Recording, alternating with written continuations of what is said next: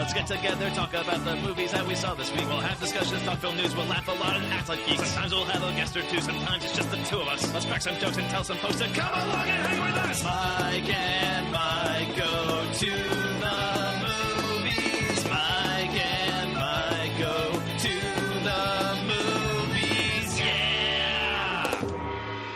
You have chosen wise. Hello and welcome to the podcast that, when you say a magic word, turns into a real podcast. Like, you know, WTF with Mark Maron or something. Yeah. But we don't know the magic word, though, so it's FilmBookCast, the official podcast of FilmBook.com. My name is Mike Smith. Joining me, as always, is a new champion who is pure of heart. Mike DeCrucio. How you doing today, Mike? You know, I'm feeling just swell. You think I'm pure of heart? That's nice. Like, what a nice boost. Yeah. Thanks, man. Absolutely, man. I bestow that upon to you, the gift of... well, we'll get to that later. And so before we get into anything else, so we should say at the top of the show, we were supposed to have a guest on this episode, Jordan Rodriguez. Want to give a shout out to Jordan, who was on with us for the hour before we recorded this episode, the entire hour, trying to figure out how to record his end of the podcast through no fault of his own. It was all technology based. Turns out Chromebook doesn't record audio that well. Yeah, who knew? Or at all, apparently. So shout out to Jordan, who was very excited to be on the podcast, and who went out and watched Shazam and, you know, did all these things, and like he had his discussions prepared. I think he watched Beetlejuice, which was one of his discussions, twice before before this episode, because he wanted to be prepared for it. Yeah, he had notes, which is more than I've ever had. Exactly. So. Yeah. So we feel really bad about it, you know. But we spent like an hour troubleshooting the problem, and yeah, it just turns out like if you have a microphone plugged into Chromebook and you're using Skype, it won't record anything else, which is insane. That seems like thanks, Google. Yeah, it seems like a pretty terrible design flaw. But in any case, that is the issue. So unfortunately, Jordan, you couldn't make it on this episode. We apologize for that, but we will have you on at some point in the future once we sort out all of the tech problems, which are all on your side. So really, you should sort them out, and we'll just let us know when they're fixed. Yeah, great apology, Mike. I think that was very, I don't have to apologize. It was his fault. I feel like if Jordan's listening to this right now, his emotions must be going all over the place. But anyway, wow. So yeah, once again, sorry, Jordan. We will have you on again in the near future. Yes. Or on for the first time in the near future. Credit for all our theme songs goes to Kyle Cullen. If you want to contact us, you can send us an email at mikeandmikegotothemovies@gmail.com. Don't forget to rate and review the show on iTunes or Apple Podcasts if you can, since it helps people find the show and makes us feel good about ourselves when we get those good reviews. And if you've never listened to FilmBookCast before, first we start with some film news and then move on into some discussions where Mike and I each discuss whatever piece of media we've been consuming lately, and then after that we move on into our featured review. Today that's going to be a new movie directed by David F. Sandberg and the 7th overall film in the DC Extended Universe, Shazam. Are you excited to dig into Shazam, Mike? I am. Yeah, I gotta say, I mean, my reaction to this movie is already on Twitter. I won't get into it here to spoil, you know, what we thought about the movie later. But I will just say I'm pretty pumped to talk about this movie. I would agree. Yeah. So yeah, we'll do that in a little bit for our review of Shazam. Right now, let's get into some film news. Hi, it's time for what? It's time for it's time for film news. Hi, it's time for what? It's time for it's time for film news.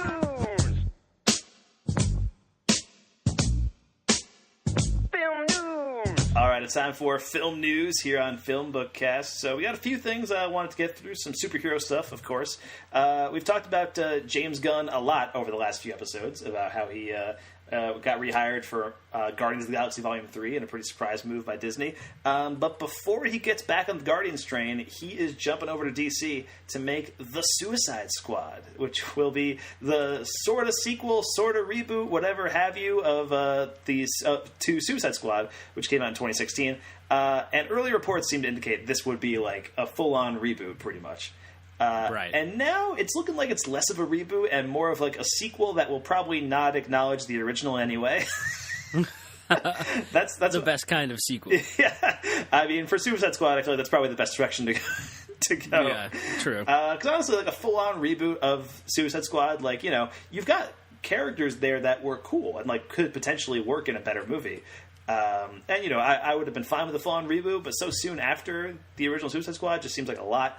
Now it's looking like a few cast members from the original movie will be back for this one, including Viola Davis, who played Amanda Waller in that movie, Jai Courtney, who is Captain Boomerang, and I think he was kind of, like, as far as fan-favorite characters of Suicide Squad go, like, he must have been the biggest one except for Harley Quinn, right? Like, yeah, I guess so, yeah. You know, as far, like, I say that, it's like as if Suicide Squad has fan-favorite characters. And one of them could possibly be Jai Courtney.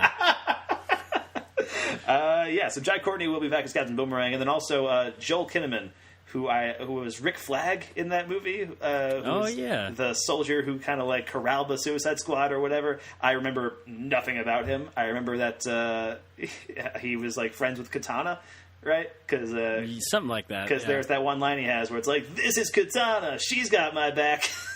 Right. I'd recommend not getting killed by her sword.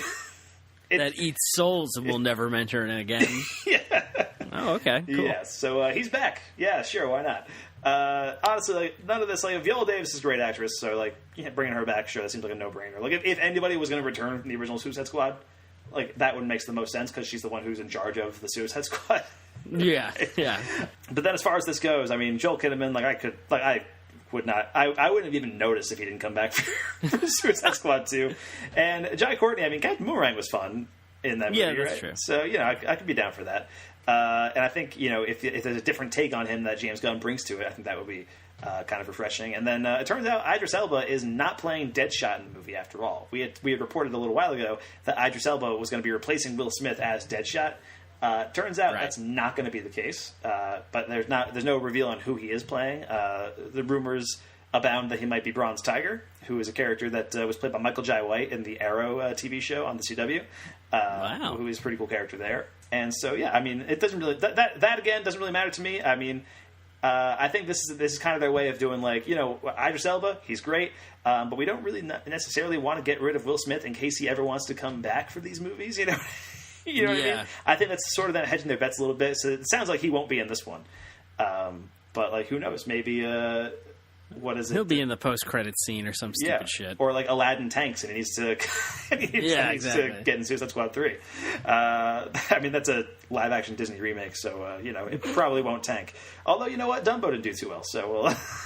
Yeah. So I guess we'll see what happens. I think Aladdin will probably be fine. But, man, the trailers do not instill a ton of confidence in me. I gotta say. I think it'd be fun for Suicide Squad to just, like... have their characters die at the end of every movie and just be recast as new people as the same characters in every other movie. You know what I mean? Like, that'd be, like, it's, don't be beholden to, like, a greater universe. It's the Suicide Squad. Who gives a shit? Like, I think that'd be a really funny and fun way to do that. It's never going to happen. But, like, there's every Suicide Squad movie, every character is Kenny from South Park, basically. Yeah, yeah. They're just back with no explanation as to why in the next one. And they're all played by different actors every time. Yeah, like, who cares which one is Deadshot and which actor plays Deadshot? Yeah. Like, just, he's back. That's all. Yeah, fair enough. So, yeah, that is the updates on the Suicide Squad. And then also over on the Marvel side of things, they are gearing up their casting process. They started casting Black Widow, and they started casting the Eternals.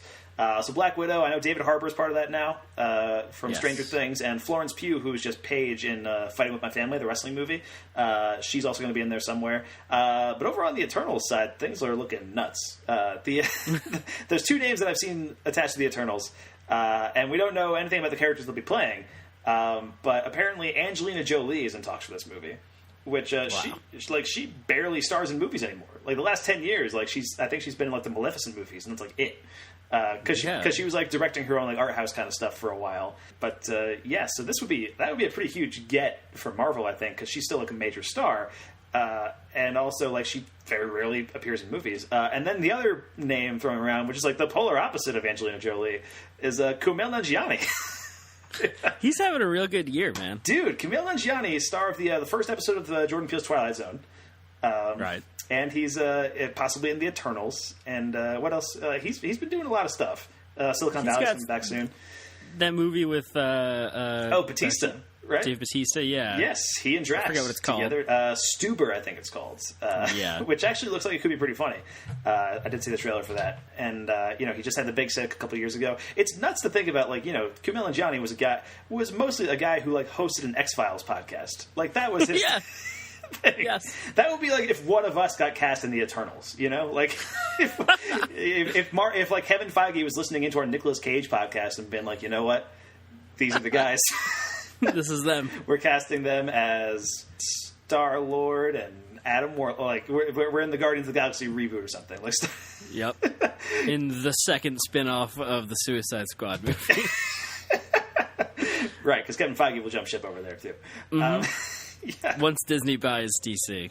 Oh, yeah, good point. I made it sad. Yeah, you did. But yeah, so it's anytime Kumail Nanjiani just appears in something, I'm always like, good for you, guy. Yeah, you did it, man. Because I've been following his stand-up for years. I used to listen to the Indoor Kids a little bit. When he and Emily Gordon were nominated for an Oscar, I was like, this is crazy. This is nuts. Yeah. And so yeah, now Kumail Nanjiani could be the star of his own Marvel franchise. Which would be pretty insane to think about. Literally 5 years ago, he was hosting that X-Files podcast. Yeah, it's pretty quick. Anyway, so yeah, that is the casting news on the comic book movie side. Let's talk about some non-comic book stuff right now. Baz Luhrmann, Mike, where do you fall in the films of Baz Luhrmann? He definitely makes movies that are sort of musicals. That's it. You're right. Moulin Rouge is probably his most well-known. He also did The Great Gatsby with Leo DiCaprio and Tobey Maguire. That was actually the last movie he made, which was 6 years ago at this point. Wow. I'm not the biggest Baz Luhrmann fan. I think one of my hottest takes is that Moulin Rouge is not a very good movie. Wow, that is a very hot take. I've had so many girlfriends get angry at me about that. About that in the past. You have no idea. How could you say something so brave yet so controversial? I think it's the other way around. Yeah. But, YOLO. Yeah, so, Moulin Rouge, I'm not the biggest fan of. I do kind of like his first movie, Strictly Ballroom. I think that's a solid time. But even that, to me, Baz Luhrmann's style gets in the way of everything. His production, I think his production design is amazing, but just the quick editing and the obnoxiousness, there's this obnoxiousness to his stuff that I find very grating. But I'm always curious about his stuff. I don't know why. I'm always just intrigued by what he comes out with. Yeah, there's something alluring about it. I just got to know what's going on, and then you're like, oh yeah, it's this. And then, the next time you're like, I just got to know. Yeah, exactly. I know he had a Netflix TV show a couple years ago called The Get Down, which was supposed to be really good. Actually, I've heard good things about that. I never watched it, but that was one of those things. I think Netflix canceled after one season. In any case, this will be his first movie since The Great Gatsby in 2013, and it's an Elvis Presley biopic. Which would feature Tom Hanks as Elvis's manager, not as Elvis. Although, oh man, how much money would I give to see Tom Hanks play Elvis? You have no idea. But sad fat Elvis, that'd be great. That actually would be kind of amazing. But this would be Tom Hanks playing Elvis's manager, Colonel Tom Parker, who's kind of a legendarily sleazy manager. One of my discussions features a very rare Tom Hanks kind of sleazeball role. It's very rare that you see Tom Hanks kind of take on that kind of persona in his movies. He's literally playing Mr. Rogers in an upcoming movie. Right, that's his persona. That's Tom Hanks. He's America's dad. That kind of thing. But I always like when he gets to get a little evilish in his movies. There's a bit in Cloud Atlas where he plays a couple of evil guys, and it's he's a lot of fun doing those kind of roles. So I could actually see him doing this kind of manager role really well. And an Elvis biopic. There's been a couple of these in the past. Kurt Russell did one with John Carpenter in the 70s. Wait a second, hold on. Did you not know about that? That was the greatest sentence that anyone has ever uttered in the English language. This is a movie that you did not know about this. No. Oh, man. Yeah, no, 79. Kurt Russell and John Carpenter made a TV movie together. It was the first movie they ever made together. And it's this 3-hour-long Elvis biopic. We got to pause the podcast, and I'm going to come back with a new discussion. Just wait 3 hours for you to watch this Elvis movie. But yeah, so there has been Elvis biopics in the past. It's kind of what I was getting. Is what I was getting at there. And I think, if Baz Luhrmann doing his take on it could be interesting. If it's anything like other Baz Luhrmann movies, I probably won't like it, but I'll probably end up seeing it because I'm always intrigued by his stuff anyway. I don't understand what it is that pulls me in. But yeah, so that is Baz Luhrmann's upcoming project, which will be an Elvis biopic. And then I want to talk about a project that I'm actually very curious about. I'm excited about it, definitely excited, but I feel like I'm more curious than excited just because of what's going on here. Joel Cohen of Coen Brothers fame, the Coen Brothers, Joel and Ethan Coen. They've made the writer and director of Garfield. I believe he was only the writer of Garfield, actually, Mike. Oh, that's right. You're right. Correct. Yeah, in case you're unfamiliar, there are 2 Joel Coens in Hollywood and 2 Ethan Coens in Hollywood. Really? Yes. I think one of them's Eaton Cohen and one of them's Ethan Cohen. Ethan Cohen is the good one. But Joel, I think Ethan Cohen was the guy who directed Get Hard with Will Ferrell and Kevin Hart a couple years ago. Oh my God. Yeah, and Joel Cohen is the one who wrote Garfield the movie, which Bill Murray starred in. Neither of them are of the Coen brothers. They are 2 unrelated Coens that are also not related to the Coen brothers. But Joel and Ethan Coen together, that's the pair that you want. Those are the good guys. That's the good stuff. Big Lebowski, Oh Brother, Where Art Thou, Ballad of Buster Scruggs, all that stuff. Anyway, Joel Cohen is going solo for his next movie, which is insane. I saw that and I was I had a little bit of a panic attack. Yeah, you got scared. I got scared. I was like, what kind of falling out did the Coen brothers have? Oh my God. And it kind of reminded me, one of the big things of Inside Llewyn Davis, I remember when that movie came out. Have you seen Inside Llewyn Davis? No, I haven't, actually. Okay, well, the plot of Inside Llewyn Davis is that Oscar Isaac plays this folk singer who used to be in a group, but his partner died. And so the movie is about him kind of dealing with the loss of his partner, and in that way. And so I think it was Matt Singer actually who tweeted out something that kind of blew up on Twitter when the movie came out, and it's been stuck in my head ever since. Where he said, "I think Inside Llewyn Davis is the Coens imagining life without each other." Whoa. And everybody and people saw that and they're like, holy shit, it changed the entire perception of the movie in some ways. And so when I saw this news, I was like, oh my God, what's happening?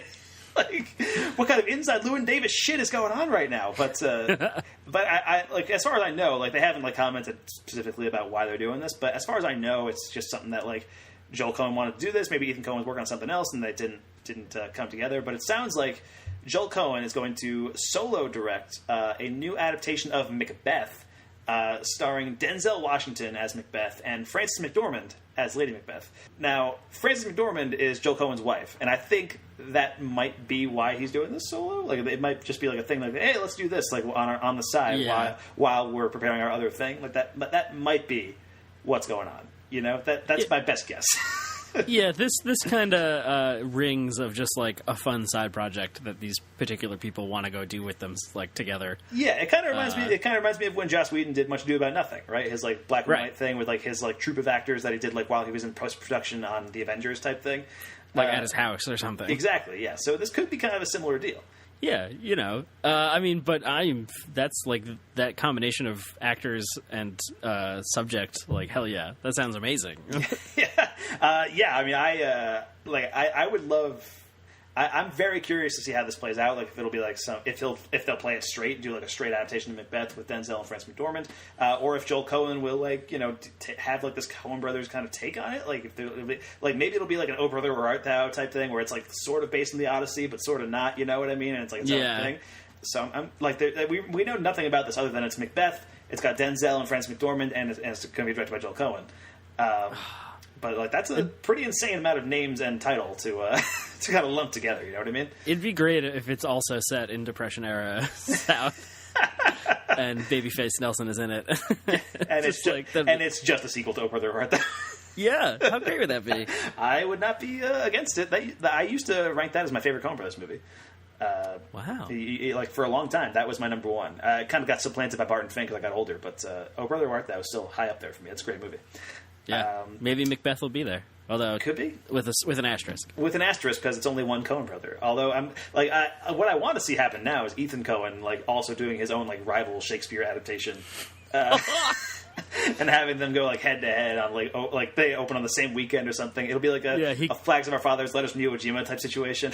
Yeah, he comes out with Hamlet or something. Yeah, or it'd be even better if like Joel Coen was doing Hamlet and Ethan Coen was doing Rosencrantz and Guildenstern are dead, and they had kind of Oh my god! and they like coincided in the halfway point.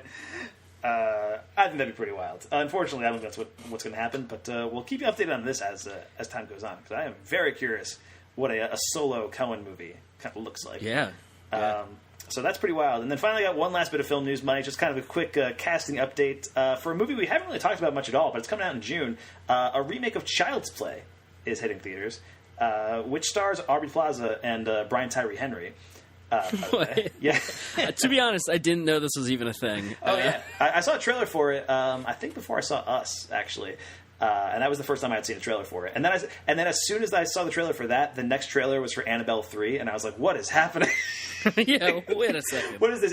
Especially, they're coming out within like a couple of weeks of each other, too, which is great. Really? But wow. It's like the same movie. But anyway, they're doing a remake of Child's Play, and they're not having Brad Dourif play Chucky anymore. Brad Dourif played Chucky in every single Chucky movie up to this point, including, like, they were still making Chucky movies up until like 2 years ago. Like, there was another one that I heard was pretty good. So anyway, they were casting Brad Dourif, and so some people are kind of upset about that, but they are getting a pretty crazy good replacement for it, and that is Mark Hamill is playing Chucky in the new movie.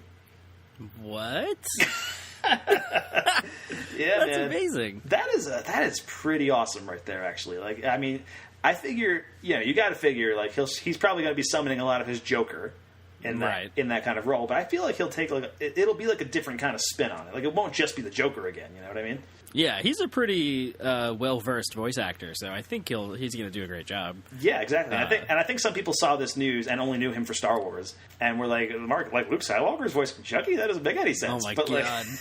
But like, it's one of those things where it's like, if you've been paying attention to voice acting at all over the last like 30 years, then you'll know that Mark Hamill's like the guy. He's yeah, his Joker is legendary. In some circles, he is more as known for Joker as he is for Luke Skywalker. I mean, in pop culture, definitely it's Luke. Like, it's right. But as far as like iconic Joker performances go, he is the guy. That's why they kept bringing him back. Like, he did it on Batman the Animated Series way back in the day, and they kept bringing him back for so many other things. And like, I remember when they brought him into Arkham City. And that was going to be, like, Batman Arkham City, the video game. That was going to be his last time playing the Joker. And then they brought him back for Arkham Knight, right? Right. And then after that, they brought him back again for, like, the Dark Knight Returns video, like, DVD thing or whatever. And it's, I think he was also in the Killing Joke they put out in theaters. That's what I was thinking of, actually. The Killing Joke, not Dark Knight Returns. The Killing Joke, which was just a couple years ago. Like, he keeps saying he's going to retire the Joker character, but he's so good at it that they keep, like, bringing him back for more things. It's nuts. So yeah, hell yeah, let Mark Hamill play Chucky. That's a cool casting choice. What a hashtag that would be. Although it's happening, so yeah, it's happening. It doesn't need to be a hashtag anymore. Anyway, so yeah, that is the film news for today. Just a couple of cool things thrown out there. And now let's move on, Mike, into our discussion. Watch this. These are my discussions. Just when I thought I said all I could say, my buddy and I talk about movies we see. These are my discussions. There is so much to see, you and me. So we're gonna talk about movies for our discussions. All right, it's time for our discussions here on FilmBookCast. Mike, what do you have to discuss with us today? Today, I have quite a host of things to talk about, Mike. Yeah, a plethora of things. A veritable potpourri, even. A cornucopia, if you will. But first of which is Goliath Season 2, which is available on Amazon Prime. Okay, I remember you talked about Season 1 a while back on the podcast. Yeah, I think I don't know if there is going to be a Season 3, but I think Season 2 has been out for a while, right? Number of months. Yeah, I watched Season 1, I think, last summer or something like that. It was a while ago. Yeah. And this is Billy Bob Thornton, plays, a washed-up drunk lawyer in Santa Monica, California. Yeah. And in Season 2, he gets embroiled in the, drug cartels, this big police cover-up kind of thing. And it's a lot of fun. It's a lot more intense than Season 1. Season 1 is this, like, very legal, like, it's a legal drama about, like, this big legal, like, the biggest law firm in the country protecting this corporate client kind of thing. And this is more like down and dirty, corrupt cops, kind of thing. So it's a little more action. Not that there is action, but it's more grimy, I guess, in some weird way. And it's fun. The supporting cast, all this like supporting cast from season 1 is back, and the new characters are a lot of fun. Mark Duplass is in this as one of the villains, which Really? is like the most inspired casting choice because it's fucking weird, dude. That's cool. I remember he was in a movie called Creep. A couple years ago, and that was like a villainous role from him. And like I remember he was like really good in it. Yeah, I never saw that, but I did hear a lot about it. I think there's like 2 or 3 of them now. There's definitely a Creep 2. I'm not. I think they were working on a Creep 3, but yeah. Maybe that's what it was. Yeah, but yeah, he's this like kind of real estate mogul guy that's like embroiled in everything that's going on. And he's just so fucking weird. And there's like season 1 had this too, where there's this like weird sexual fetish aspect that's like like this storyline that's like woven throughout this like tense legal drama. Okay. And it's Mark Duplass's character in this one is involved in that. And like, let's just say it's about amputees and stuff. Like, and Okay. yeah, and it's like Mark Duplass though, like the guy, like you. The funny guy doing this, Mr. Funny Man over here. yeah. But yeah, it's pretty cool. If you watch season 1 of Goliath, I would definitely recommend season 2. It's kind of like more of the same, but a little more up the ante a little bit. Okay, nice. Yeah, that's on Amazon Prime.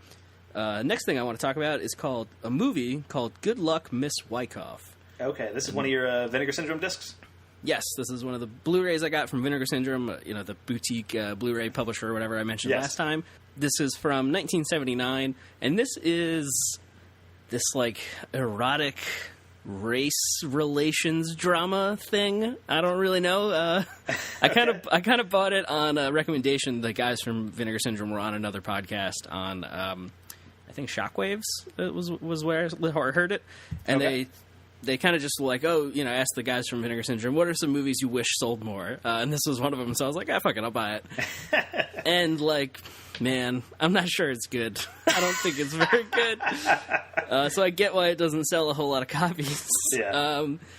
It sounded like, when I first read the back of it, I read the synopsis, I thought it was going to be like this kind of goofy, maybe not goofy's not the right word, like kind of that kind of era, like, late 70s kind of slimy, weird movies that like are sort of fun. Yeah, sleazy, yeah.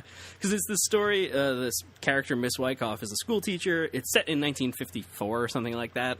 The school teacher who's like going through like, quote unquote female hysteria, like one of these kind of like, they don't use that term, but like it's kind of played up like that, like this Victorian notion of like spinsters and like, oh, she's like having flashes of emotions and like all this weird shit. So she goes and talks to her doctor, and her doctor's like, oh, you're a virgin and you're having early onset menopause at 35. You need to get laid. And that's like the plot of the movie. Really?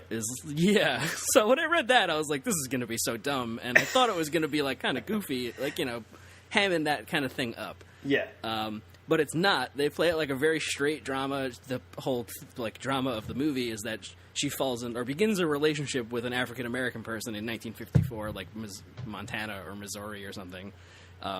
So it's like about race relations in the 1950s and the scandal of a white school teacher with a African American janitor, but also like women's place in that world and like. Okay. And Donald Pleasance is her psychologist, which is like, okay, that's cool. All that said, like, it just doesn't fit together, and it doesn't handle any of those subjects well enough to like attempt to do it. It's like if we tried to make like a student film with these very lofty goals about this stuff, and it just falls like so flat. So that was like $25 I wasted, I guess. I mean, that is the danger of blind buying on a lot of these like boutique Blu-ray labels. I mean, there's a lot of like really great like undiscovered gems on there, but some of them will only be for like like a tenth of the people who might want to buy them too. You know what I mean? It's like a lot of them are like stuff that like a very small selection of people love. It's like 5% of people like really love this thing, and 95% of them aren't going to love it as much. And it sounds like you're in the 95%, which is. Yeah. Which is unfortunate. Yeah, I think it was like, it might partially be like my expectations just weren't what this movie was. Like what I set this movie up to be in my mind was not what it was. Yeah. So that's unfortunate. That's Good Luck, Miss Wyckoff. Okay, now you said Donald Pleasance plays a psychologist. Is he playing Dr. Sam Lewis? Oh, man, I wish. That would have been dope. It doesn't take place in the Halloween cinematic universe. No, the Halloween extended universe. No, Put away unfortunately. Michael Myers' file away, and then get back to what he's talking about here. For some reason, order him to be transferred to another mental institution where he's going to break out. No, that doesn't happen. Bummer. The next thing I want to talk about is Umbrella Academy. In October 1989, 43 women around the world gave birth. None of these women had been pregnant when the day first began. How much do you want for it? I have adopted 6 children, gifted with abilities far beyond the ordinary. I give you the Umbrella Academy. Which is on Netflix. Okay, right yeah, now. this is the new, 10-episode Netflix TV show? Yes, yeah. So, I watched it. Yeah, so you watched the whole thing. Yes, yeah, I watched the whole season. I finished it. I watched it in a weekend. It's based on a comic book. I don't know if it's co-written or co-created, at least, by Gerard Way of My Chemical Romance fame. Yep, I am familiar. Yeah, which is pretty neat. He's also the creator of Penny Parker, by the way, the Spider-Verse character. What? Yeah, Edge of Spider-Verse #4 was written by Gerard Way. That's so and that cool. is the one that introduced Penny Parker. I own that comic. Whoa. Yeah, just throwing it out there. That's it. My that's Spider-Verse awesome. cred. But, Yeah, you got to flex those muscles. exactly. Yeah, and this is the story of these kids born with all born on the same day and bought by this eccentric billionaire gentleman scientist guy. Yes. And they're superheroes, or he trains them into superheroes and stuff like that, or vigilantes, or whatever you want to call it.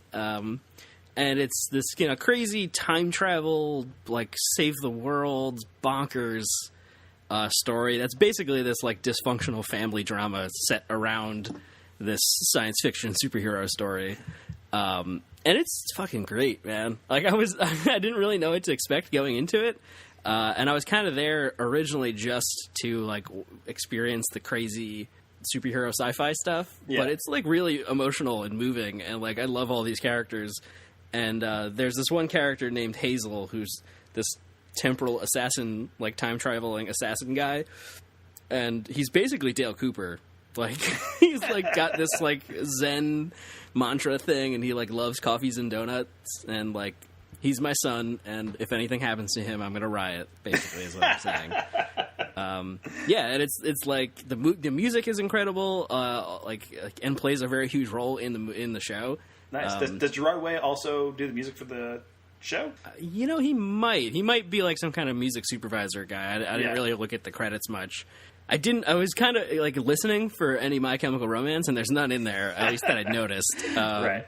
Which seems like a missed opportunity. Yeah, well, you're saying it's a show about a bunch of teenagers in a school together, trying to overthrow this kind of mad scientist kind of guy, right? That's kind of the basic. I mean, loosely. Basic gist. So you're saying from his perspective, teenagers scare the living shit out of me.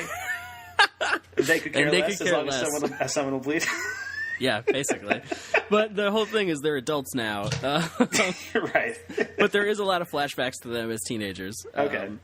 Yeah, and it's got a lot of good representation. It's very diverse in all aspects and stuff like that. And I think Mary J. Blige is in it. She's the second time traveling assassin. Okay. And she's awesome. She's deadpan comedy gold, and it's Really? amazing. Yeah, totally bizarre. I loved it.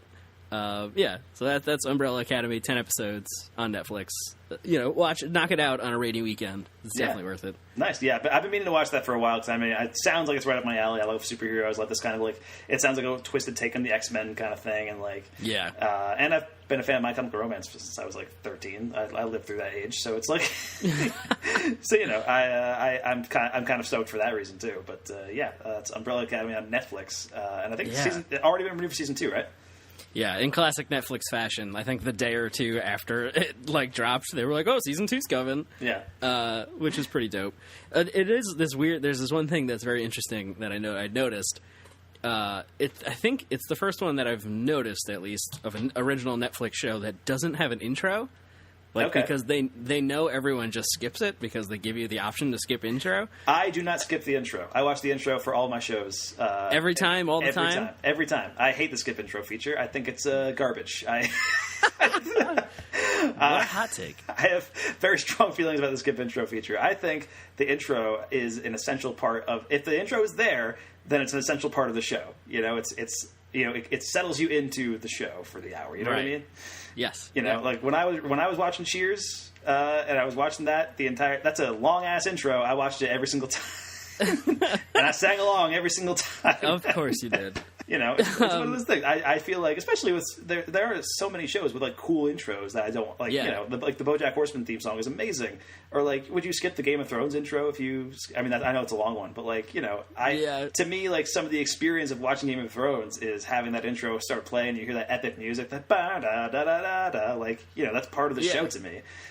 So I hate the skip intro feature, but I know this is way off topic from what you're talking about. No, but like it's just like this one, and it sort of is relevant though, like that the way you're phrasing it, where the intro kind of like sets the pace or sets the mood or gets you in the mindset.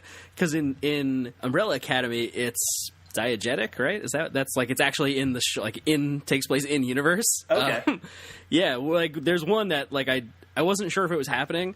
Where I was like, wait, is this like actually supposed to be for like take place within the universe of the show? Until literally there's like this big family meeting and Umbrella literally goes through the window, everybody screams, and it pops open and it says Umbrella Academy on it. And then like it just cuts to the net, like, okay, scene moves on. Because it's a lot of times where it's stuff like that, where like a door will shut and on the back of the door it says Umbrella Academy or something, and they just continue the scene. Okay.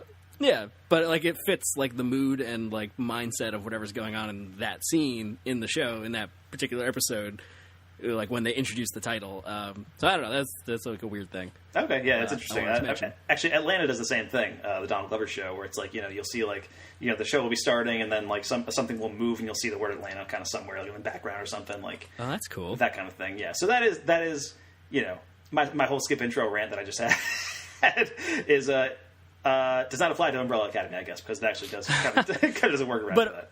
Yeah, well, the way I just meant, like, there's no theme song, there's no, like, segment that is an intro. It just introduces a title in the beginning of the episode in the scene. Yeah. But actually, this discussion is relevant to my next discussion about intros. Okay. Yes.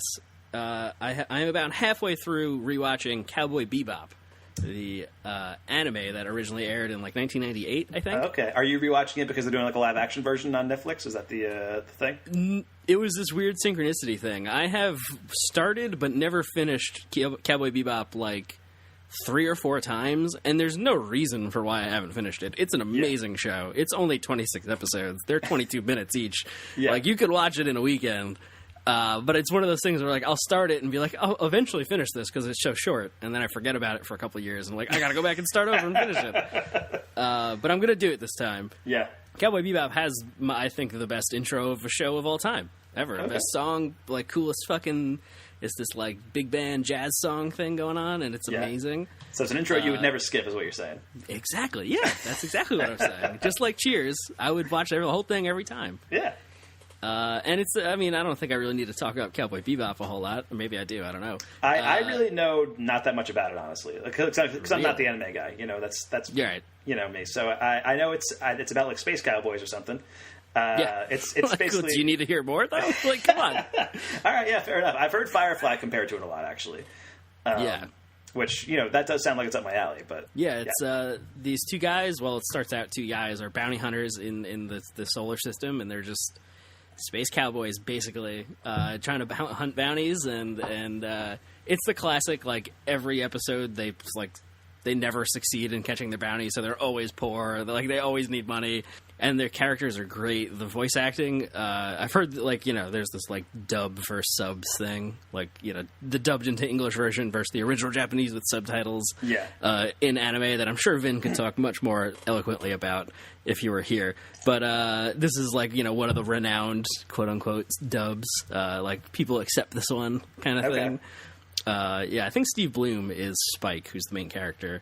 who's a very big voice actor. Yeah, and it's just great. And every episode is like, as a music person, I think you'd appreciate it. Every episode title is like a music pun, or not pun, or like some of them I think are like the Stray Dog Strut or like Venus Blues or something like that. But each episode, the music that like is in each episode is informed by the title. So like the episode with blues in the title, it's all blues music. The one with waltz for whatever, it's all like that kind of music. And yeah, it's pretty cool. It all is like very informed by music, and it's space cowboys doing bounty hunter shit. Like, come on, man. I've heard it's amazing, and yeah, that's one of those things where like if I were to get into an anime show, I feel like that would probably be one that I could get into. So maybe one day.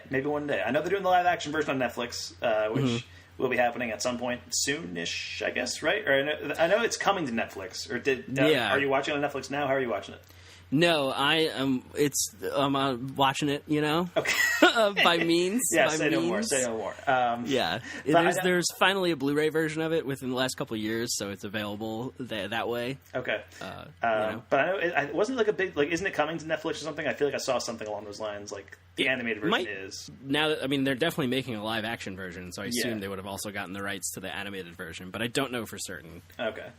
Yeah, and John Cho is going to star in that. I think we mentioned that. No, I don't think we did, actually. Yeah, he's going to play Spike. Yeah, because that just happened like this week, I think. I saw that. Yes, yeah. And that's fucking awesome. That's going to be great. He's like kind of old, though. Not that John Cho is old, but Spike is like this kind of, Spike is this kind of like early 20s, like hothead idiot kind of character. So John Cho's a little more mature looking than that. But I'm sure it'll be awesome. It's like, cool. I'm excited for it. Nice. So yeah, that is Cowboy Bebop, and Cowboy Bebop supposed to be very good. Yeah. And it's a great intro anime thing. That's how I got pitched it the first time I started but didn't finish it. Was like, if you want to check out anime, you're interested in it, like dip your toes in with Cowboy Bebop, because it's very familiar to American tropes and audiences and stuff like that. Nice. And then the last thing, real quick, I just want to mention is a podcast called In the Dark. This is a investigative journalism podcast. There's 2 seasons of it currently. The first season deals with like a missing persons case. Yeah. And they're both, the missing persons case is resolved. Like it's resolved by the time the first season came out. And it's just kind of, they're both deep dive, kind of like looking into the justice system and law enforcement and just like the way they cover themselves in small towns and stuff like that. Like the first one is Jacob Wetterling, I think is his name. Was a missing kid abducted in like 1989 in Minnesota. And it took them 27 years to solve the case, and they solved it by accident. Like, the police didn't actually solve it. Some other group of people were like, hey, we think this thing is related, and gave it to the police, and they were like, oh, shit. And they, like, so they didn't do their job kind of thing, and it's looking into the failing of that police department and that county sheriff department and stuff. And then the second season is dealing with Curtis Flowers, who was convicted for murdering for quadruple homicide in Mississippi in 1996, I think, like that. And has been tried 6 times for the same crime, because he was convicted and then overturned on appeal, and then convicted again and then overturned on appeal, and he's been tried 6 times. And about how like double jeopardy only apparently specifically applies to being acquitted. So if you're tried for something and found not guilty, you can't be tried again. Right. But if you are guilty or found guilty and then it's overturned in appeal, you can just be tried indefinitely for the same thing, which I had no idea, and that's very scary. Yeah, and it's about that district attorney and like the court system in Mississippi and like all this stuff. So if you're at all interested in being just like mad and being very sad about the state of affairs and racism and stuff like that, check out In the Dark. I think it's really intense, and every now and then you just want to feel bad about some shit, I guess. It's incredible. Yeah, so that is In the Dark, and that's a podcast that you can listen to when you're not listening to our podcast. Which, that's right. I mean, why would you even have any other podcast that you listen to? You know what I mean? Yeah, we go for long enough. Come on.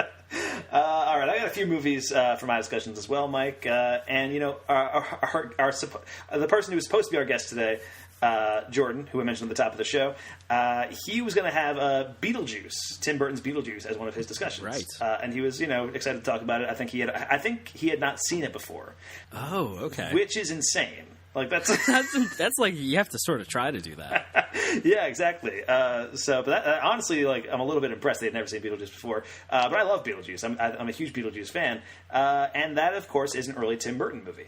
Well, Tim Burton just came out with another movie, Mike. What? He did. And it was called Dumbo. Where are they taking her? Take Dumbo back inside. But she's his mom. Do something. He needs us. Look at me. We're gonna bring your mama home. Now, Why'd you say it like that? with a bunch of disdain in my voice? Is that what, Yes. is that what you're hearing? Well, here's the thing. I mean, Tim Burton is somebody. We talked about Tim Burton a lot a couple episodes of The Complete Works ago on the death. We did an episode on The Death of Superman Lives, What Happened, right? Which is the documentary about the making of Superman Lives, which was a Superman movie that Nicolas Cage would have starred in. Tim Burton was going to direct. Kevin Smith did a pass on the script. And so it ended up not being made, obviously. Otherwise, you would know about it by now. But we talked about Tim Burton a lot in that episode. And I talked about how, that early era of Tim Burton, like everything up through Mars Attacks, like, 85 through 96, like I'm all about Tim Burton. I think that era of Tim Burton is some of the most fun and inventive and just weird, like Hollywood filmmaking that happened in that period. And Ed Wood, genuinely one of my favorite movies of all time. I love that movie. And then from there, it's weird. Once you get to Superman Lives, I feel like at that point, a split starts to emerge in Tim Burton's career.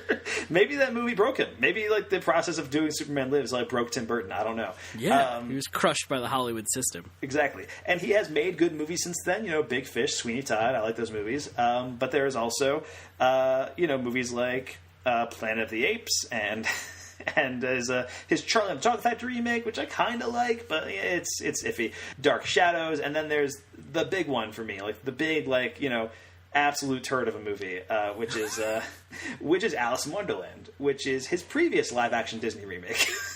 Right. So, yeah. And so here's the thing about Alice in Wonderland. Alice in Wonderland, I tweeted this out before I saw Dumbo. Alice in Wonderland is a movie that is so bad that it ended my relationship with my girlfriend at the time. Oh my god! It is that bad. Because I remember I was 16, she was my first girlfriend, and we went out, and we were already on the process of not being a couple anymore, right? We were kind of on the way out, and then we saw Alice in Wonderland together, and I was just seething the entire movie. I thought it was terrible. One of the worst movies I had ever seen. I was so upset about Alice in Wonderland. And I, as soon as the movie was over, I turned to her and I was ready to trash it. And she looked at me and she's like, wow, Tim Burton's a genius. And I was like, what? Get out. But that was the point where I was maybe this isn't going to work. And not that we broke up over Alice in Wonderland. Obviously, I'm not going to break up with somebody just because of a movie. But you broke up with her because of a movie. It didn't help, And I was 16. It was a different time. Right. I was a younger and more immature person then. But anyway, what I'm saying is that Alice in Wonderland is a movie that is so bad that it destroyed a relationship in my life. And so the bar for Dumbo was very low. All it had to do was be better than that, and I think it succeeds in that regard. It's better than Alice in Wonderland. It's not great, but I think it's a more inventive movie than Alice in Wonderland is. And I don't mean to just compare it to that movie, but because it is the other Tim Burton live-action Disney remake, that seems like it's the most obvious one to compare it to. Yeah. But are you a fan of the original Dumbo, the 1941 classic Disney Dumbo movie? I mean, culturally. Well, as much as you can be a fan of a movie you saw when you were 8 once. Yeah, that's exactly where I'm coming from, too. The original Dumbo, I know I've seen it, because I saw all of those Disney movies at some point, but I must have been 5. There's no way I was any older than that. And all I really remember about that movie is the pink elephant sequence, and the racist crows. Those are the two, the two things that stand out. One of them is something that's very cool, cool, crazy pink elephant animation, and the other one is one that Disney would probably want you to forget about, which I think is kind of why they made this Dumbo movie. It's sort of it's sort of sanitizing it, kind of Disney, modernizing the Disney aspect of it, and so now we have this live action Dumbo. which is directed by Tim Burton. Stars a couple of Tim Burton regulars, Danny DeVito and Michael Keaton, both in here from Batman Returns. Ava Green, who's been in a couple of Tim Burton movies, and she's great. I love her. Colin Farrell's in this movie, too. And I would say this movie is not great. I think it's, an enjoyable enough time. It's a solid adventure movie. I think the visual effects are pretty good. The child actors are there's two child actors in this movie who are kind of the main characters, like the ones who have the most interaction with Dumbo. Some of the worst child acting I've ever seen in my entire life. Now, is that by Mike Smith standards or by real standards? I believe it's by real standards, Mike. Okay. There's like several, like it's one of those things where like there are so many moments in the movie where the kids are like watching Dumbo and they're watching Dumbo get in danger and they're watching Dumbo do wondrous things, and it's always the same expression they have in every situation. It's Dumbo could be teetering on top of a tower with fire all around him, which happens in the movie. And the kid and the little girl will just be looking at him like, oh no, Dumbo, and just the flattest, like most unemotive child actors I've seen in a long time, honestly. Yes. It also doesn't help that the original Dumbo is a 64-minute movie. It's barely an hour long. Yeah, that movie is barely over an hour. This one is stretched out to 2. It's a full 2-hour experience, and it kind of it adds a lot of stuff and all that stuff, and I think it's more of like almost like a soft sequel to Dumbo in a weird way. Like I feel like, as far as I remember the original Dumbo, like I feel like most of the stuff that happens in that movie happened in the first like half hour of this one, and then it's like mostly a sequel to it, and then it kind of has this like weird anti-corporate message, which usually I'm all about, but this is like a big, Disney blockbuster, and Disney is the biggest corporation there is. And I think it didn't help for me that, like, they bought Fox, like, 5 days before this movie came out. So, like, if that had not just happened, I might not have, like, that might not have been an issue for me. But, like, when I was watching, I was like, this feels weird. Like, it feels hypocritical in a way. You know what I mean? Yeah, but does it feel like Tim Burton got away with that? Or does it feel like Disney sanitized whatever version he made for that? Can you tell? I don't think it was anything like, I feel like Disney understands it. Like they get what they were doing there. It feels, I don't think it felt like Burton getting away with anything. It's because the thing is, like, it doesn't really feel as much like a Tim Burton movie as maybe I might want it to be. You know what I mean? And I'm saying this as somebody who has not liked a lot of Tim Burton's output in the past several decades. But yeah, I mean, it's been a while. But it feels very like heavily, and I don't want to say sanitized because like it's a Dumbo movie. Like what you're getting. It's not it's not like you go in there for like the hard R edginess that you expect out of Dumbo. But I think it's just. Tim Burton's personality doesn't shine through in this one. I feel like the production design is there. It like kind of looks like a Tim Burton movie in some aspects, and I mean it's his whole creative team, right? Who we were introduced to in the Death Superman Lives. So like when I was watching the credits, I was like, hey, Rick Heinrichs, hey, Colleen Atwood, like all these people that like I know those guys. Yeah, good friends, all of us. Friends of the show. Yeah, exactly. So the production design is there, and the production design is good. It's generally pretty good in Tim Burton's movies. Costume design is solid. Like visually speaking, I think the movie works. It's just that, everything just feels kind of like rote, I guess. It just feels like we did this already in the 40s, and we did it an hour shorter than, like... Yeah. But it kind of feels like how I felt about the Beauty and the Beast remake, which, the Beauty and the Beast remake I think is worse than this one. I think this is better than Beauty and the Beast. But, like, with that movie, it was like, all right, Beauty and the Beast is an 80-minute movie, and now we're doing a 2-hour version with a bunch of extra songs and subplots that we didn't need, and also everything's uglier. And that's sort of how I feel here. There's an inherent beauty to, the Disney style of animation that has existed for decades. And I feel like most of these live-action remakes kind of take a huge shit on that. Like, it's weird because it is like, as I was saying, it has like this weird anti-corporate message, but it's also clearly like this corporate product that is remaking one of its older properties. And I don't know. Yeah.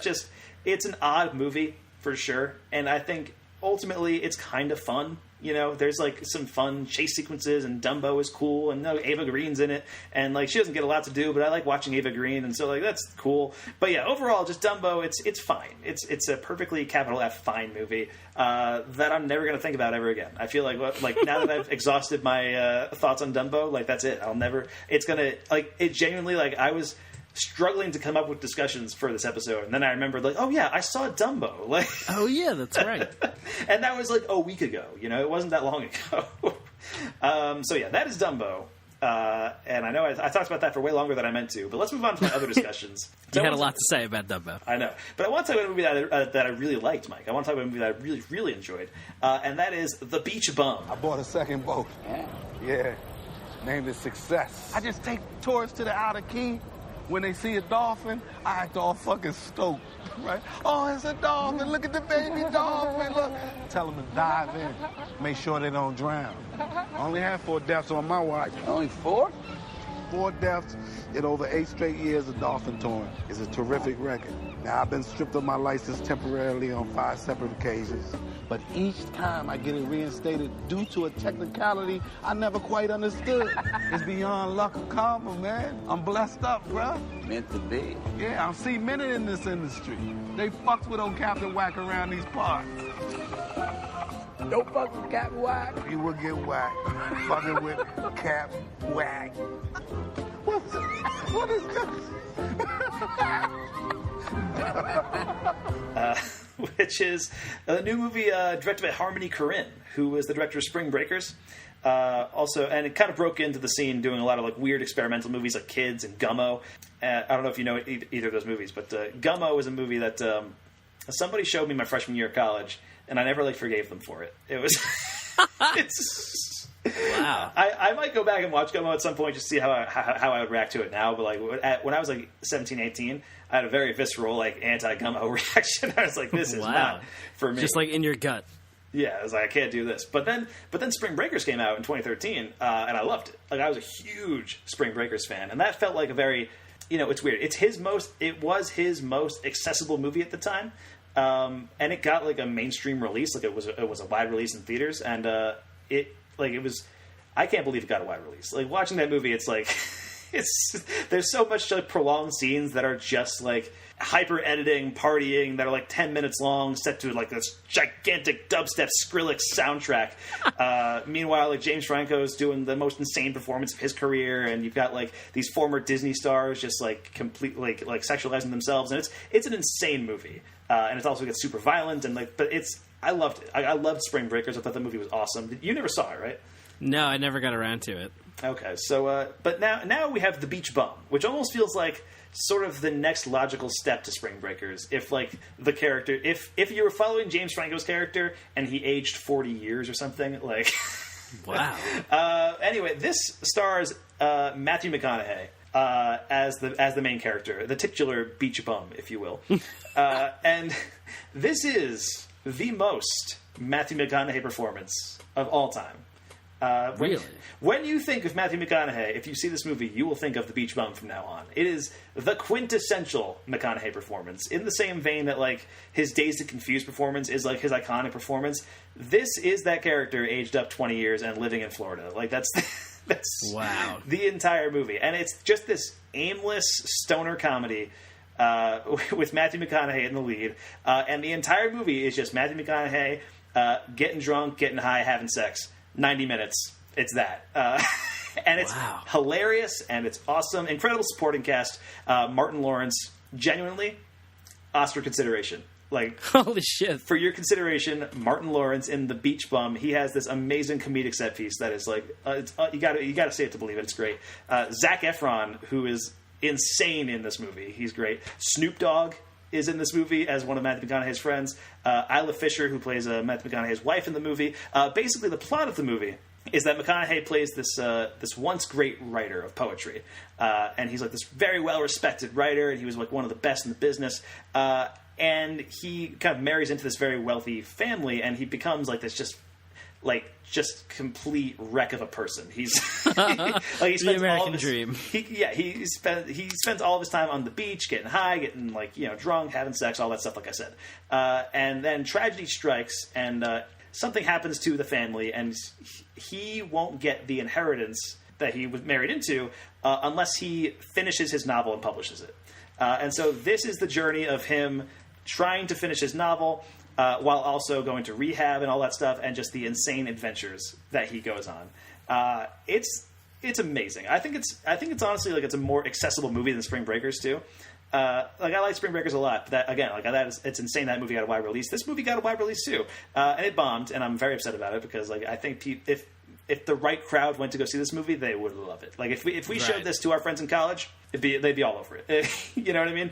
It's the kind of movie where after you watch it, it feels like the theater got hotboxed while you were sitting there, and you didn't realize it until after it was over. You know what I mean? Yeah. But yeah, so that's The Beach Bum. I loved this movie. I think it is like some of McConaughey's best work. Just doing pure McConaughey, and it's a role that was written for him. Like it was designed with him in mind from the start, and you can tell. Like as soon as he's on screen, it's like this is pure McConaughey, and it's nice to have a really good McConaughey movie because it's been a couple of years. Like the McConaughey's kind of died down a little bit. He's been doing more serious roles than he was like before the McConaughey's happened, but they were all like from movies that like weren't that good, you know. Yeah. What was that one? Oh, Serenity. Yeah. I mean, that just came out a couple months ago. Yeah, Serenity, which is also an insane movie, but in a worse way. But yeah, I mean, Serenity was not very good. He was in like Free State of Jones, which was supposed to be like a big war movie that never really took off. And he was in like he was like in a biopic about some guy who makes gold or something. I think it was called Gold, actually, something along those lines. But the McConaughey like kind of ended with Interstellar. Right? That was like the last really big McConaughey movie. Yeah. And so now we've got The Beach Bum, and I will tell you, it is fantastic. If you can see one movie out of every movie I'm talking about today, Beach Bum is the one that's worth it. Like, I mean, the next movie I'm going to talk about is also very good too. But The Beach Bum, like, I need everyone to see this movie.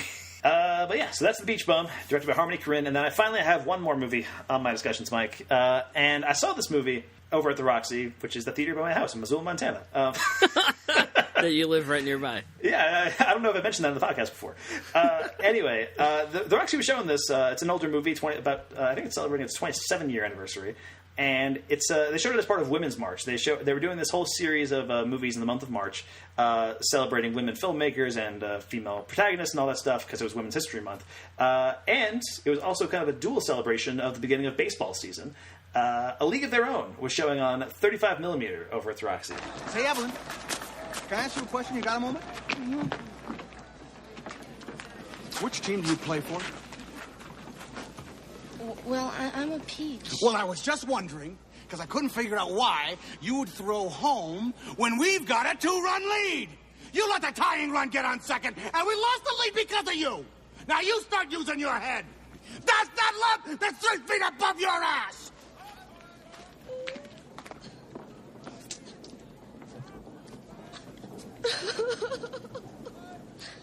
Are you crying?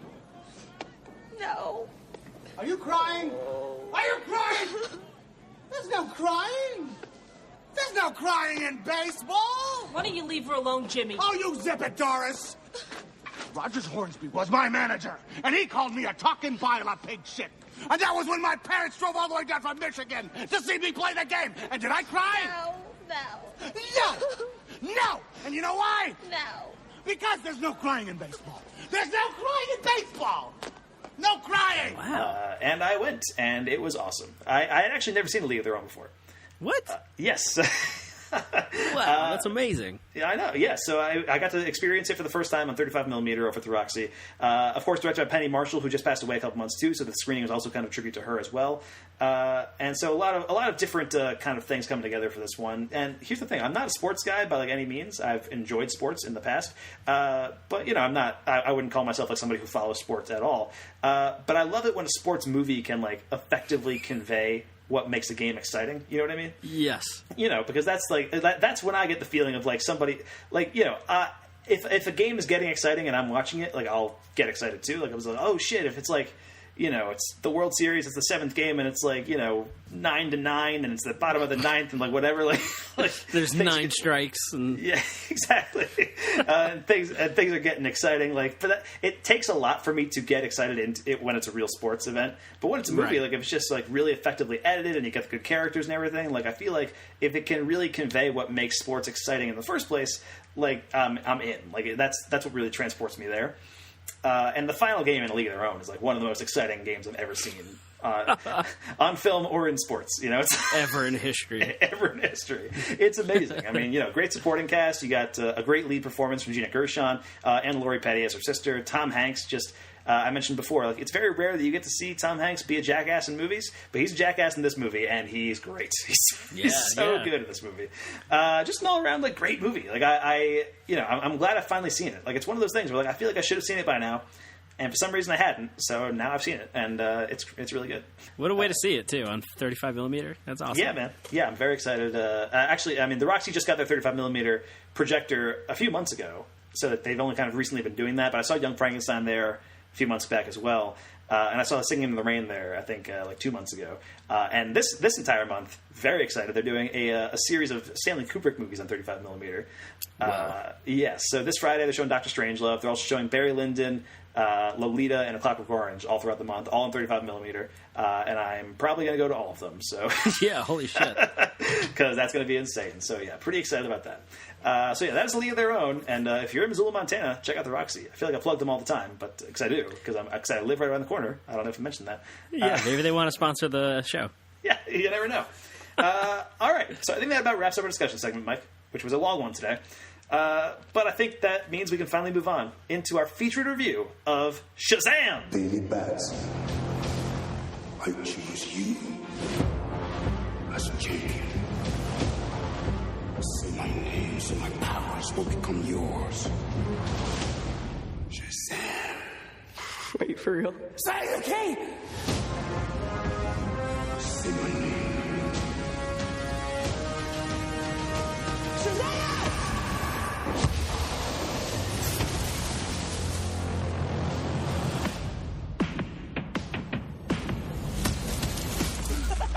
That's crazy, right? What are your superpowers? Superpowers, dude? I don't even know how to pee in this thing. This is proof of authenticity. Super strength.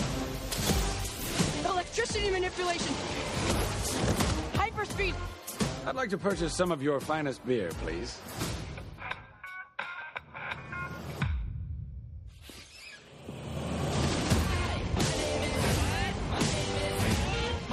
His name is Captain Sparkle Fingers. No, it's not. That's not my name. All right, that was from the trailer for SHAZAM, the new movie written by Henry Gayden and Darren Lemke and directed by David F. Sandberg. It stars Zachary Levi, Mark Strong, Asher Angel, Jack Dylan Grazer, and Jamin Hunsu, among others. And the IMDb plot synopsis for SHAZAM reads... This must have been written by the studio or whatever, but it's the plot synopsis says, "We all have a superhero inside us. It just takes a bit of magic to bring it out." Oh my god. In Billy Batson's case, by shouting out one word, SHAZAM, this streetwise 14-year-old foster kid can turn into the grown-up superhero SHAZAM. Wow. It's been a while since we've had a very bad IMDb plot synopsis. This is one of them. That's a really weird one. That's like, it reads like an actor doing his bio in a a stage production. Like you're opening up the playbill and it's like... That's exactly what it sounds like. Yeah, but anyway, so yeah, this movie's about a kid who turns into a superhero named SHAZAM. All right, that's in layman's terms. There we go. So, Mike, we've talked about the DC universe quite a bit over the years. We did reviews of Batman vs Superman back when it came out. We did a review of Wonder Woman and Justice League. We did not do a review of Aquaman, which I saw. I don't think you ever saw it. No, I never got around to it. Yeah, but that was more of a timing issue. We couldn't work it out at that time. But yeah, so you haven't seen Aquaman, but you've seen everything else in the DC universe. Give a quick recap of your thoughts on the DC universe as a whole. DC universe as a whole, at this point, is kind of like, just why? I'm kind of over it. It's they try to cram in and force so much of an extended universe and shared characters and all this stuff. And it usually is to the detriment of whatever movie I'm watching. Like in Justice or Batman vs Superman, we have to watch the sizzle reel for Justice League, where we have to watch trailers for all these other characters and stuff. And in Justice League, it's basically the Wonder Woman, Batman, Superman show, and we have all these other characters and stuff that are like mostly there, I guess. And it feels very corporate forced, like, oh man, we have to capitalize on this thing that's going on right now, make every movie possible, do it, and They're all bad. Except for Shazam, which I'm just going to preempt your question, because, like, this movie's fucking dope, man. I had a blast. I had a lot of fun with Shazam because it doesn't do all that stuff. Like, I mean, it has references and nods and winks, like, hey, you know, of course, obviously, it's going to have that stuff in it. But we're not trying to force this greater, larger, world's-ending story with all of these other characters. Instead, we're just kind of like, I mean, like, that's part of it, but, like, you know, it more is just about, like, these personal relationships with these small-time characters in this, like, backyard for a lot of it, and that's fucking awesome.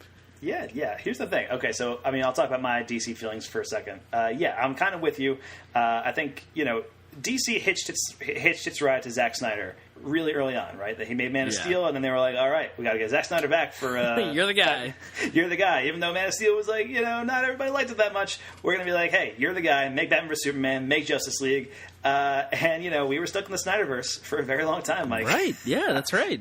And even that, it's like, you know, like, Wonder Woman was pretty good. I liked Wonder Woman. Yes. And I think like you kind of glossed over that when you were talking about the DC movies, but Wonder Woman was like their first, like, well-reviewed, like, generally speaking, well-reviewed movie, right? Like, Man of Steel got mixed reviews, but Wonder Woman, like, I would say universally liked. Like, it's not, I don't think it's great, but I think it's a pretty fun movie.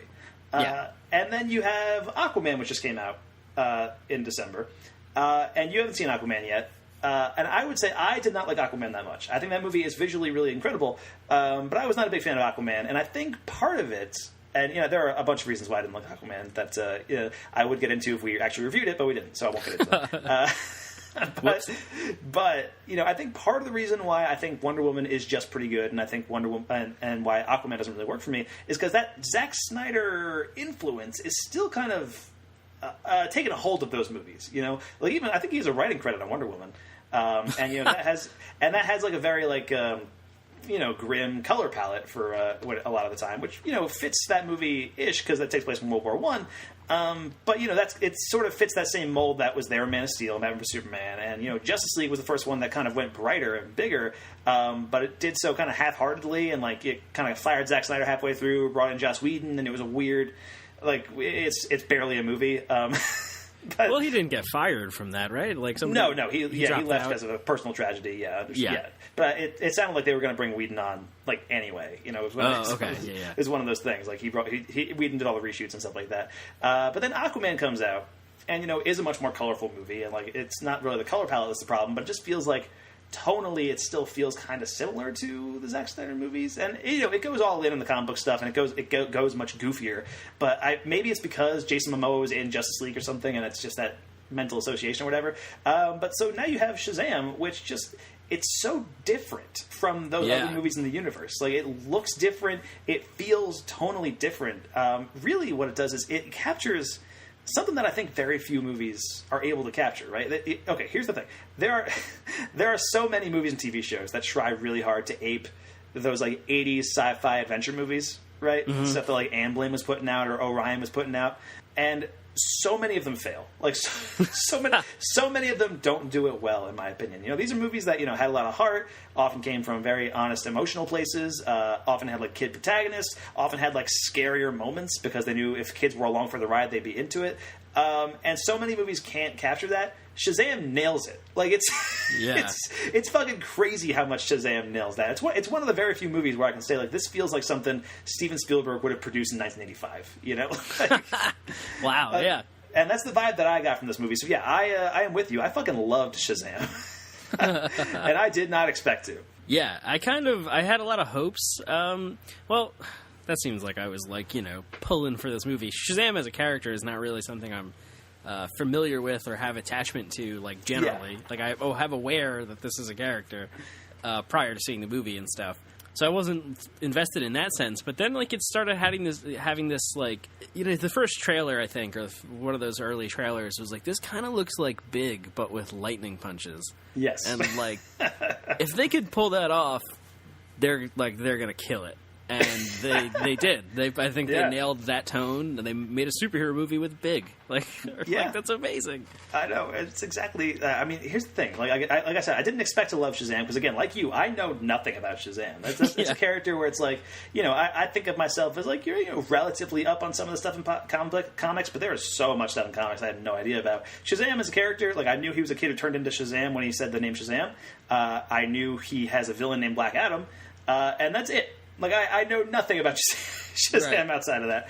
And here's the thing about DC. They've been in such a mess for the better part of a decade now that I figured that I would, like, at best enjoy this movie. On the level that, like, I enjoyed Wonder Woman. Like, it would be a fun time, and that would be that. But, like, just looking at the history of this movie's production, you'll see a mess. Like, they cast The Rock as Black Adam way back in 2014. We've talked about that on the podcast before. We're like, oh yeah, The Rock's supposed to play Black Adam at some point, like that kind of thing. And he's still cast as Black Adam. He's still he's still attached to that role. But they cast him in that way before they had cast Shazam, right? They even gave him the choice, like, do you want to play Black Adam or do you want to play Shazam? and he said, I will play Black Adam. And so they started putting a Shazam movie together with the idea that The Rock would be the villain of the movie, right, as Black Adam.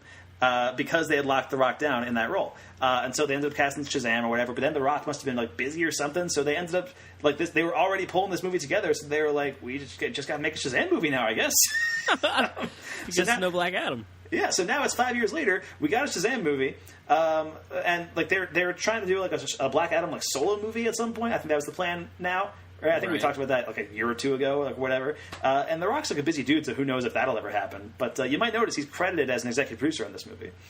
I didn't see that. Yeah, his name was in the credits in this movie, and so I was like, yeah, that makes sense, because, like, he was supposed to be in it.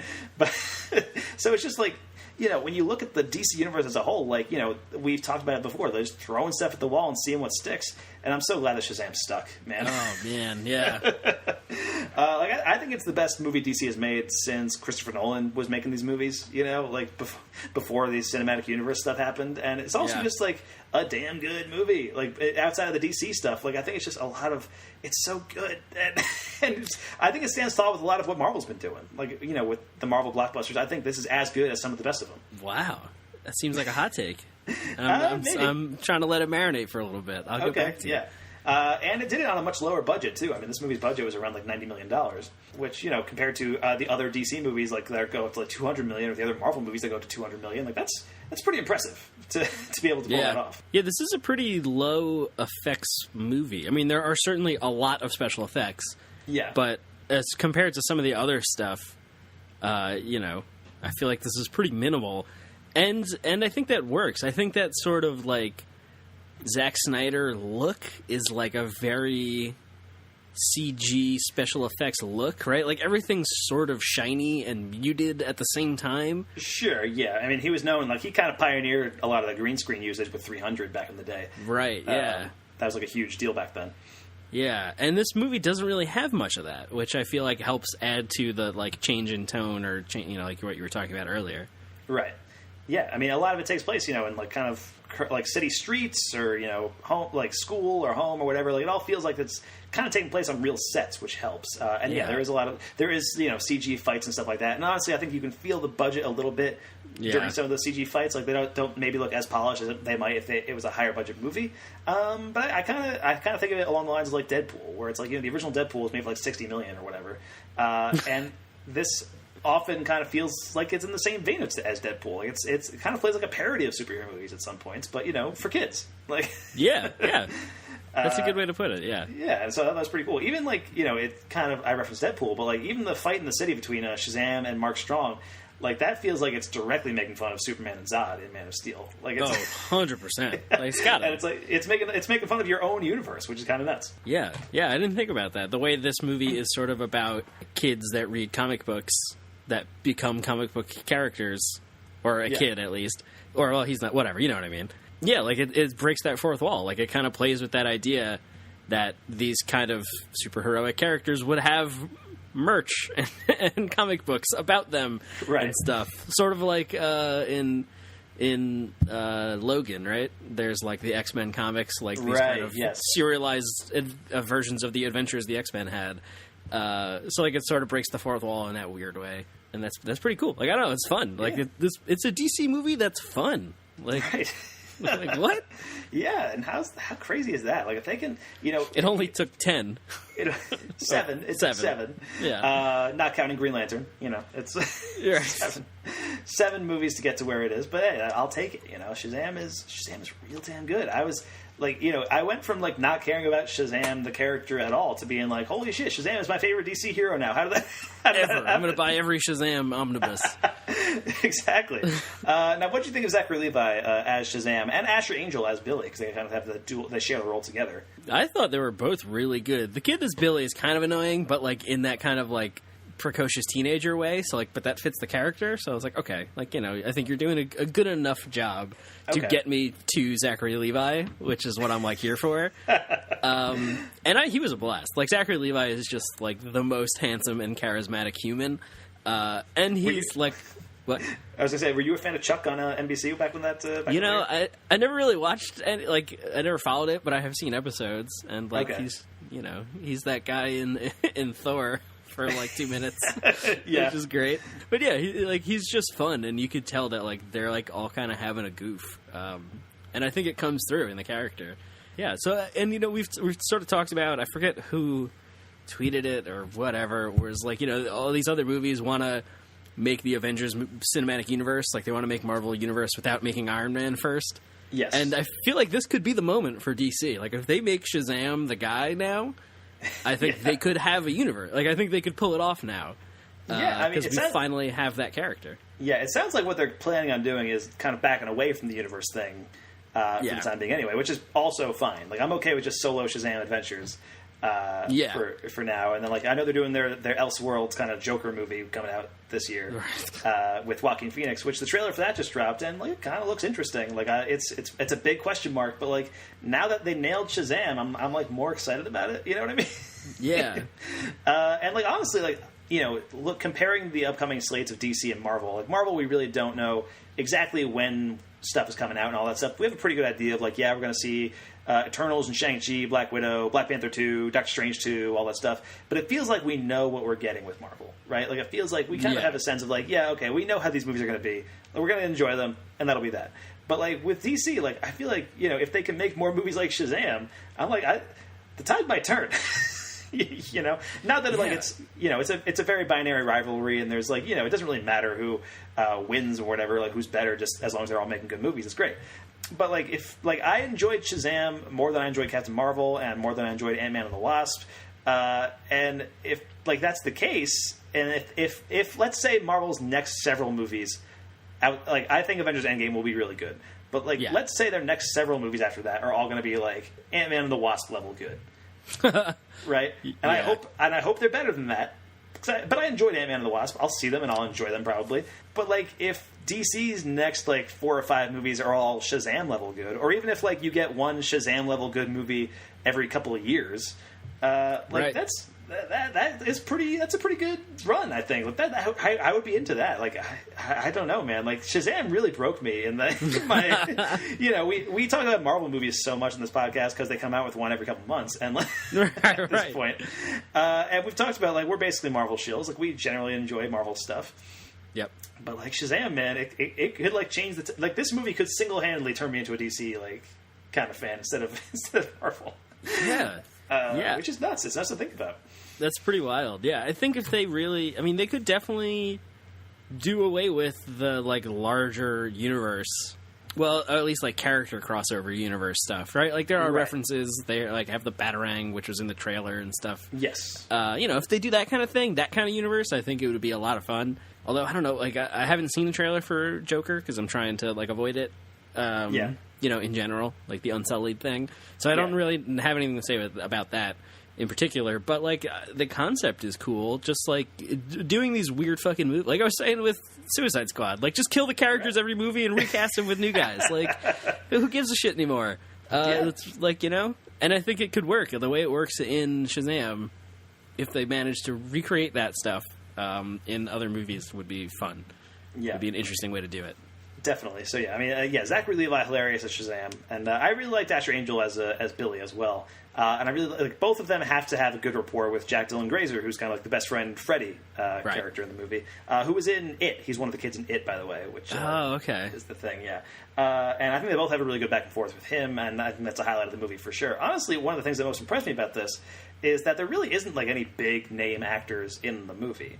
Like you have Zachary Levi, you have Mark Strong, and Djimon Hounsou, right? Those are like the three. And even that's like, Djimon Hounsou's like a stretch there, you know. But he's great. He's the Wizard Shazam. And he's great in the movie. But like, you know, with those the three known actors in this movie, and I guess the kid from It. You know, but like nobody knows his name. He's just the kid from It. If they recognized him, I didn't even realize he was the kid from It until after I saw the movie. So, you know, with these superhero movies, there's a tendency, especially in the last few years, to like stack your cast with like these like big, well-known actors, respected, you know, critically acclaimed people. Like, I mean, you just look at Captain Marvel, which had like Jude Law and Samuel L. Jackson and Annette Bening and all that stuff, and it's like this movie doesn't have any of that, and I think partially because of budget reasons, I would imagine.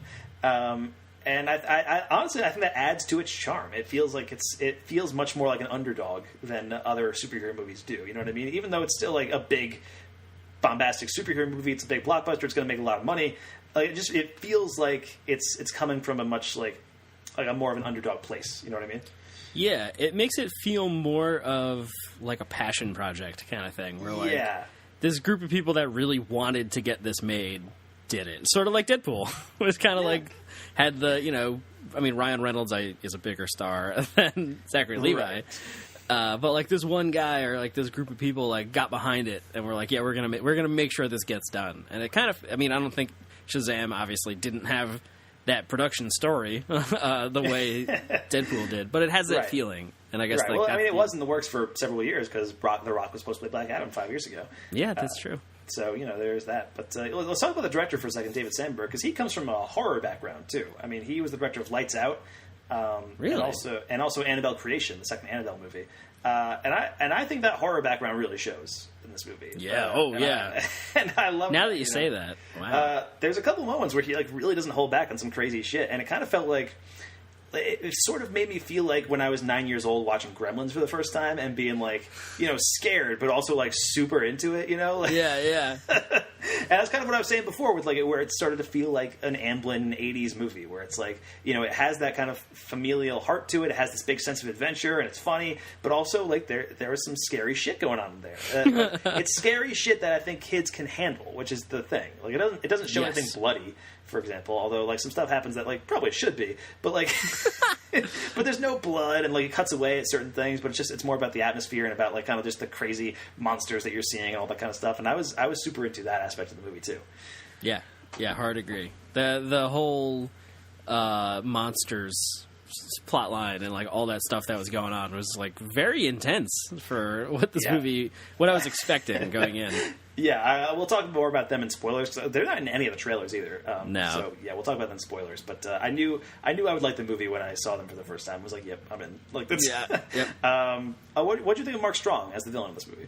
I just have like a personal affection for Mark Strong. Sure. Like what a great who dude. doesn't? Yeah, come on, look at him. He's so dashing. Yeah, I thought he was like. He's kind of like on 11 with the ham, which is like fun. Like it's funny, it's goofy, it's silly, and I just like him as a villain. He's like, you know, we were talking about like Ben Mendelsohn, right? Like Mark Strong, was playing the villain a lot. Like, he hasn't really done it in a while, but like for in like 2009, 2010, he was the villain in like everything. In a lot, yeah. And when he does his American accent, he's got this like talking out of the side of his mouth thing going on. Yes, and like I think we talked about that when we were talking about Kick-Ass on Complete Works, actually. Really, I don't remember. It's like I don't know. I just really like Mark Strong, and I'm like, look at him go. He's doing Fair it. enough. Yeah, I think he's a fine villain, and he is a lot of fun to watch. I think the movie attempts to give his character some dimension by like starting with his backstory first, and like how he hates his family and all that. And it's kind of sort of a mirror to what Billy's going through too, which I appreciate. But he never really rises above like big, mean, evil guy that Shazam has to punch. For me, it definitely like feels like we're approaching like Beam in the Sky territory with him. But we don't quite ever get there. But he is just punching bag man. basically. Which is fine, like for what this movie is and for what like it is the Shazam origin story. So like it's a serviceable villain that Mark Strong is bringing a lot to, and so that helps out a lot. And like I mentioned before, you can sort of feel the lower budget with some CGI shots, but I think it is like, the movie looks really cool too. I think like for the most part, there are some like scenes that are like outside that just look like okay, it's kind of flat, but like.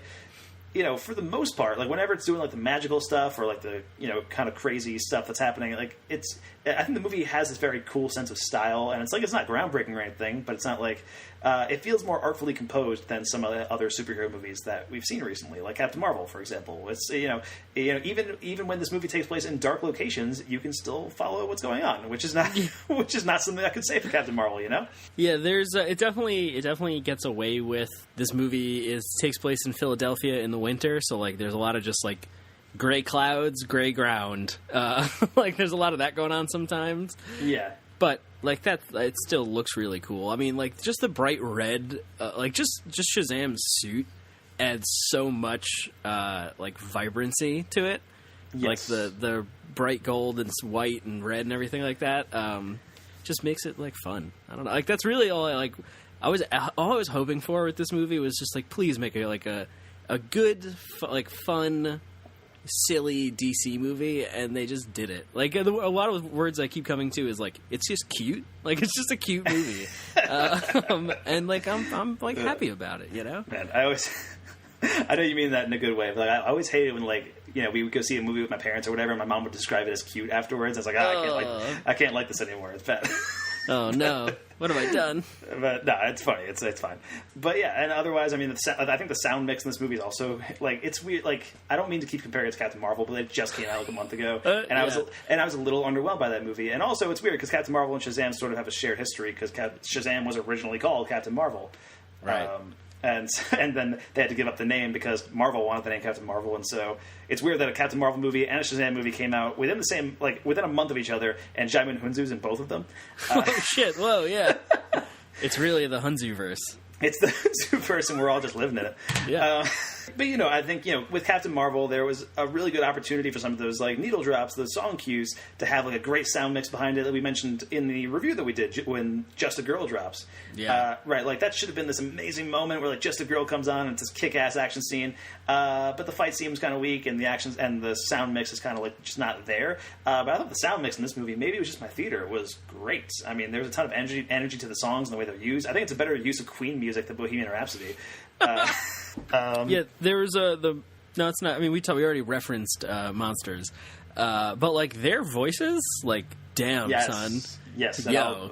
I want to talk about that in spoilers too, because like, just as far as sound mix go, like that was like I don't know if it was my theater or not, but I was thinking of your story when I forget what you were saying. Was it Captain Marvel? Wow, that's weird. Where like you heard the "We Will Rock You" scene from Bohemian Rhapsody. Oh yeah, I forget that wasn't Captain Marvel, but it was something else. And yeah, I could hear "We Will Rock You" and Bohemian Rhapsody. Like I could hear my theater rumbling. Yeah, I was like, what is that rumbling? And then I realized it was a rhythmic clapping. And I was like, oh, Bohemian Rhapsody's in the next theater over. That is a good sound mix. Yeah. Where like I was like worried for the people in the theaters next to me. It was like when these monsters would talk sometimes, because it's like that deep chest rattling, like Doomslayer voice, which is very crazy from like the Doom remake video game. That is a very specific reference. Yeah, it's bizarre, but it's good stuff. Yeah. So overall, I mean, Shazam just awesome. I think we both had a blast with this movie. And I will say, I mean, we'll talk about it in spoilers in a second. There's a moment in the third act where I was watching it and I realized what they were about to do right before they did it. And I had this like moment where I gasped and I was like, there's no way they could be doing this. This would be too insanely awesome. And then they did it and it was insanely awesome. And I feel like you handle the awesome. Yeah, exactly. I feel like you know what I'm talking about, but we'll yeah, you got it. But we'll get into spoilers. I think right now, right? I think does that sound good to you? We should get into spoilers. Yeah, let's do it. All right, let's get into spoilers right now for Shazam. Stop it, both of you! You're spoiling everything! All right, spoilers for Shazam starting right now. Hey, Mike, this week I saw a movie about a kid in high school dealing with the pressures and responsibilities of being a superhero, while also fighting the natural urge to show it off a little bit to the city around him. That ends with a smash cut to credits that are drawn as sketches with a Ramones song playing on the track. But enough about Spider-Man Homecoming, Mike. Yep. Yeah. We got to talk Shazam. When that Ramones song kicked in and it was over the sketchy credits, I was like, holy shit, this is weird. They just straight up ripped it off. It's the same thing. Like, it was cool. I liked it. Especially, I loved those sketches where it was like, you know, they were drawing all the different DC heroes and Shazam just kicking their asses. And like, Shazam, like, driving up and taking Wonder Woman to prom and all that. Like, that's great. And it's playing a great Ramones song. I Don't Want to Grow Up. But, like, it was bizarre because it was exactly the same as Spider-Man Homecoming. I wonder if it was the same like studio or whatever that makes that does credits. And they're just like, what do we got? What do we got on standby? We have to make credit. We have to do the end credits for a new movie. Oh shit! They just like took the other thing and redid it. Just erased Spider-Man from the sketches and put it in Shazam. Can I copy your homework? Sure, but make it different so no one knows. Anyway, yes. So I think I knew I would like this movie about 2 minutes in. Like, about 2 minutes in, I was like, all right, I'm in. And it's when we're shown that the bad guys are going to be these giant demon gargoyles. Yeah. with super gravelly, evil voices like you were talking about before. Like, they just have these, like, it's the kind of voice where it's like, you know, you are the chosen one, and that kind of thing. Like, you are the evil one that we must pursue. Like, all that. Like, that is the level of, like, gravelly, cartoonish voice that is there in their entire character for the entire movie. And as soon as they started talking, I was like, yep, I'm in. Here we go. We're doing the bad guys are the gargoyles from the TV show Gargoyles. Like, yes! Hell yes. That's exactly what I thought of, too. And then they have that, and, like, here's the thing. I think the Seven Deadly Sins, like, there's more that could have been explored with them. Like, I feel like they never really actually kind of explore what each one is. They keep saying, like, oh, hey, that's sloth, and that's, like, gluttony or whatever. But they never actually, like, they don't really have that distinguishing of characteristics. You know what I mean? Other than that gluttony is big and fat. Yes, exactly. And, like, envy is short. Like, that's which kind of plays into the end.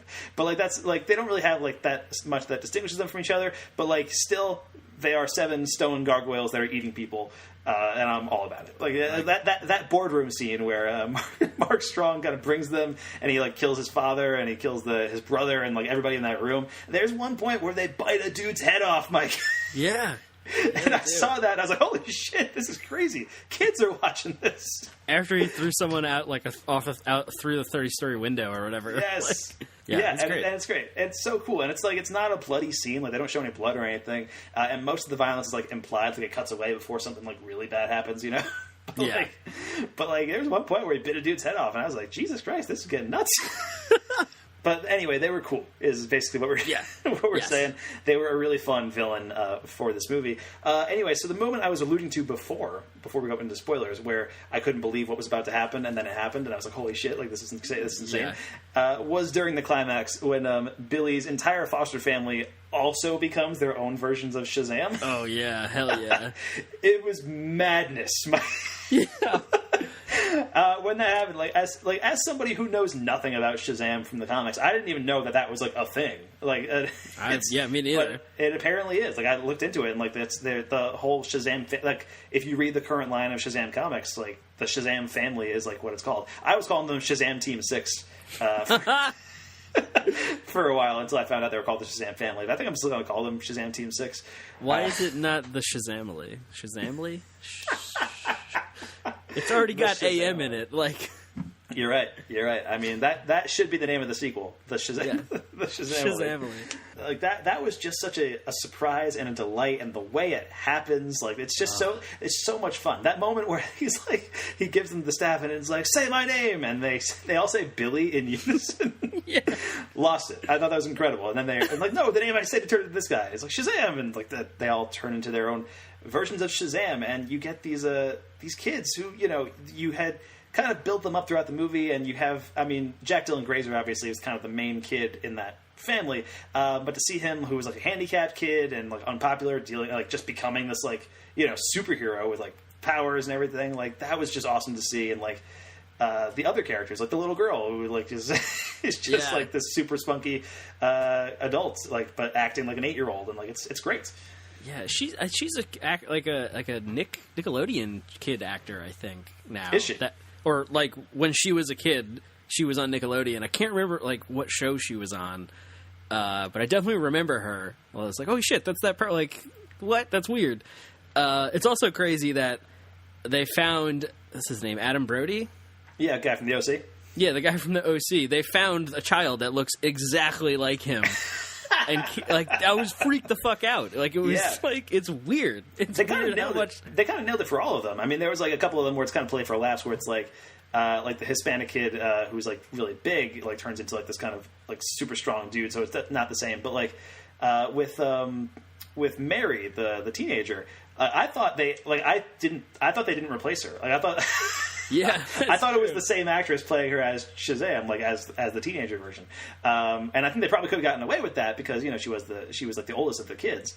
Yeah, but no, it's actually like an actress who's like 20 years older than her, but they looked exactly the same. I was like, holy shit. It's very weird. Yeah, so they nailed the casting on all the Shazam family stuff, and yeah, just like the chaos that erupts from that moment, just like it's so much fun, man. Like I could not believe that was about to happen. Like even if the Shazam family was a thing that exists, like that seems like something that like Marvel would have saved for the sequel. That would have been like that would have been a Shazam 2 type deal. Right. Or it would have like hinted at like, oh, maybe we'll do the Shazam family one day, and then they do like 5 years later or whatever. In the same way where it's like in the first Iron Man, like Rhodey kind of looks over to the War Machine armor and he's like, next time, baby, and he runs away, and then he leaves the movie. And he walks off stage and dies. And then he walks off stage and turns into Don Cheadle. But yeah, so just getting that moment where it's like, holy shit, this movie went all in on Shazam, because I guess they weren't sure if there would be a second one, right? Yeah. Because I mean, Shazam's kind of like, who knows, like outside of like people who like grew up on the TV show in the 70s, which was a thing. Which, all 20 of those people. Yeah. I mean, it was, I think, I don't know if it was a relatively popular show, but like it was a show, and it was on in the 70s, so like theoretically, there were only 3 channels back then. People must have watched it. Yeah, that's true. That's a good point. So there must have been some kind of nostalgia for the Shazam TV show, but I really didn't see anything about that show in the lead up to the Shazam movie. And usually when there's a movie that has like an older show or something, there would be like kind of a retrospective or something. Like if there was a new Hulk movie out, I'm sure there would be like, think pieces about the old Hulk TV show, because that was a pretty monumental show back in the day, right? Yeah. So, people who know the TV show, like my mom, I saw this movie with my mom, she knew the TV show, and that's really all she knew about the character. But like I feel like most people aren't coming in with that kind of baggage. Like this feels like a brand new hero for almost everybody. Like this isn't Batman, this isn't Superman. This is like this kind of new hero for like people don't have a lot of connection to. Yeah, and it definitely leans into that, I think, especially because so much of the story is about Billy's discovery of Shazam and like what that character is and can do and learning his abilities. It feels kind of like introducing it to the audience. I mean, it is literally, but yes. It feels like by design. But yeah, I just want to say one more thing about that moment when they turn into the Shazamily. And like, which you're sticking with. I'm gonna make a thing when they like step out of the smoke cloud and you just see like the glowing lightning bolts in the chest. Yes. It was like like fist pump in the seat. Like, here we go, it's happening moment. There were so many moments like that in like the back half of this movie. It's yeah. I mean, look, we talk about how fun this movie is, and it super is. But I also think it does a really good job of coming from a real emotional place. Yes. Which really works for this movie. So it's like one that's simple enough for kids to understand, because I think this is a much more kid-oriented superhero movie than most are. But it's also complex enough for there to really be something to dig into. The scene where Billy like finally reunites with his mom, who he's been which he's been trying to do for the whole movie. He was lost when he was like 5 years old, and he got separated from his mom, and he's been living in foster homes ever since. And when he finally gets reunited with her, and like she reveals that like she didn't lose him, she abandoned him in the amusement park that day. Like, that's heartbreaking. It's a really heartbreaking scene, and I especially love the way it kind of flashes back to that scene that you saw in the beginning. But this time around, the actress is playing the lines differently that she's saying. So like in the beginning, Billy's like, "Oh, I want a tiger," and she's like, "Oh, I don't know about that, honey." And like it's like kind of this enthusiastic thing. But like when you watch it the second time, you see it from her perspective, and so it's like this exasperated, like the tiger's not going to be like that kind of like just this exasperated teen mom. And I thought that was like a really interesting way to play that, and then that leads into that whole scene with Billy and his mom, and like he realizes he doesn't need her. She like she abandoned him, and he has this family that does like him and wants him, and they are currently in danger. So it leads into this, like, I think the most cathartic scene in the movie, where he like bottles up that emotion, runs off the roof, yells Shazam, and turns into Shazam as in midair. And it's this amazing shot that really reminded me actually of Miles Morales becoming Spider-Man in Spider-Verse. That like, wow.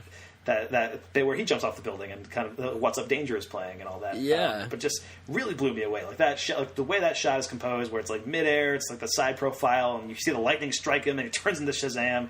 It's great. It's so good. And coming like right off of that like emotional moment in the movie, like it's amazing. Yeah. And then I really do like the way that pays off later, like a couple scenes later when he's in the throne room with, what the hell is even Mark Strong's character's name? That's the thing. You know, he's Dr. Savannah, I think is the character's name. It's Mark Strong. Yeah, it's Mark Strong. Yeah. When he's like, tells him like, you know, like, bow before me and whatever, give me your powers or whatever. And like he realizes that Shazam realizes like he just went through this before with his mom, and he starts laughing at him like, I don't need this shit. Like, I don't know. Yeah, I don't know. I just really like the way that pays off. Yes, absolutely. And then you know, you have just outside of that emotional stuff, this movie goes insane. It goes to like, 11.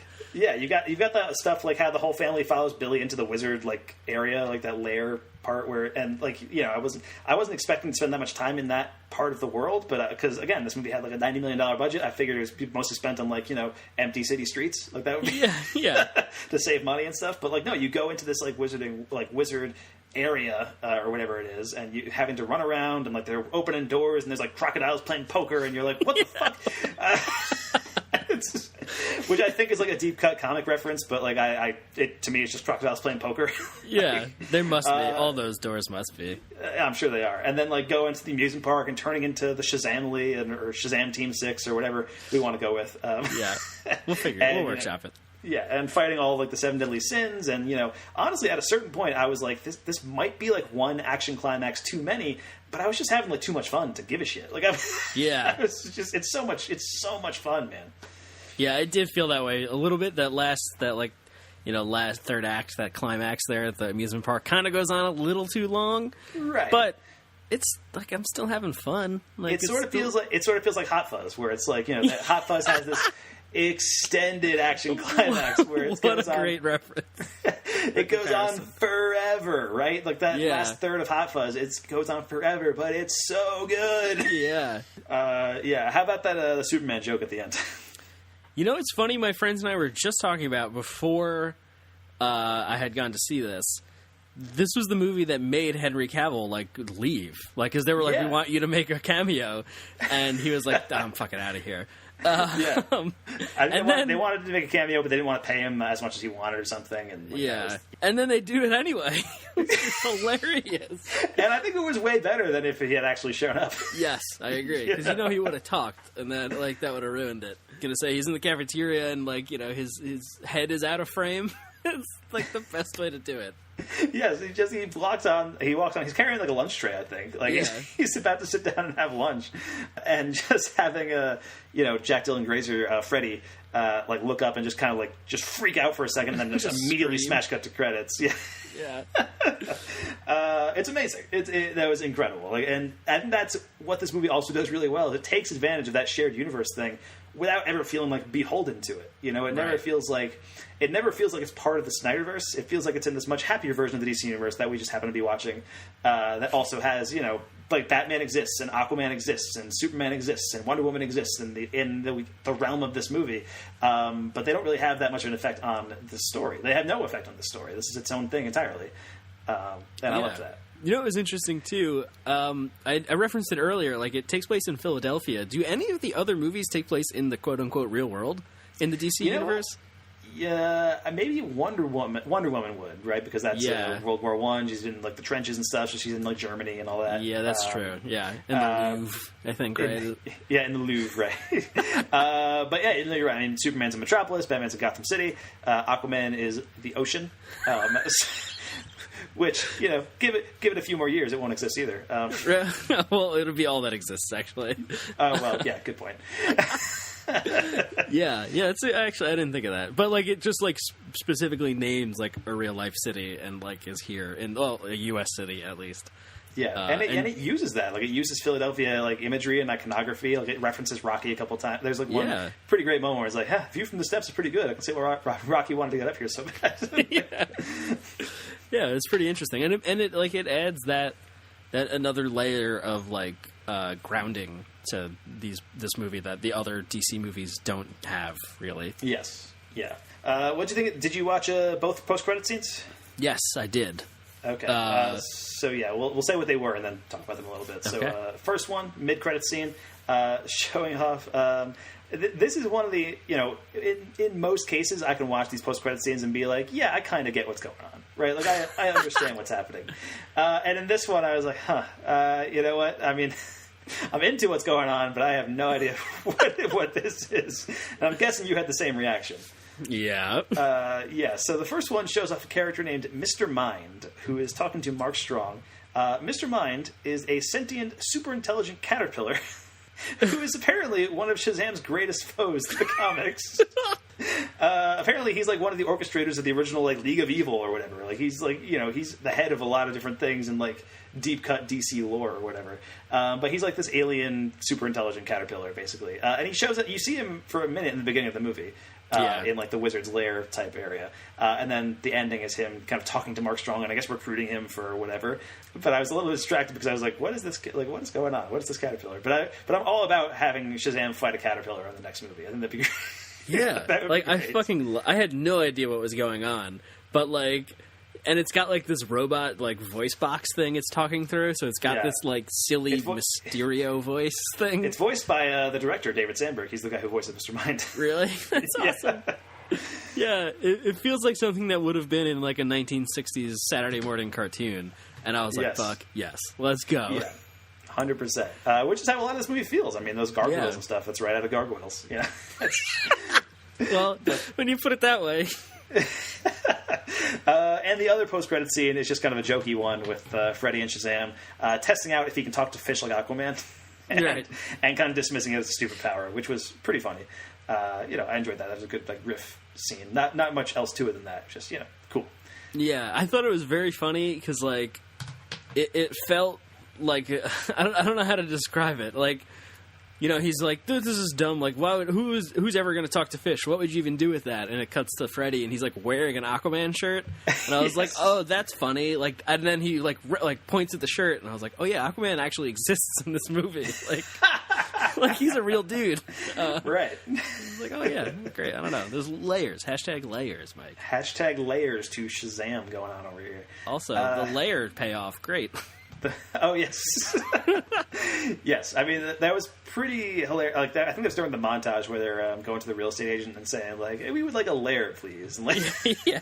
And I love that. There's like so much stuff like that where it's like kids trying to figure out how the real world works. You know what I mean? Like now that he's an adult, so like obviously the first thing like a 13-year-old boy who turns into an adult would do is like, I'm going to buy beer now, or I'm going to go to a strip club and like that kind of thing. And like comes out, he's like, I need more money.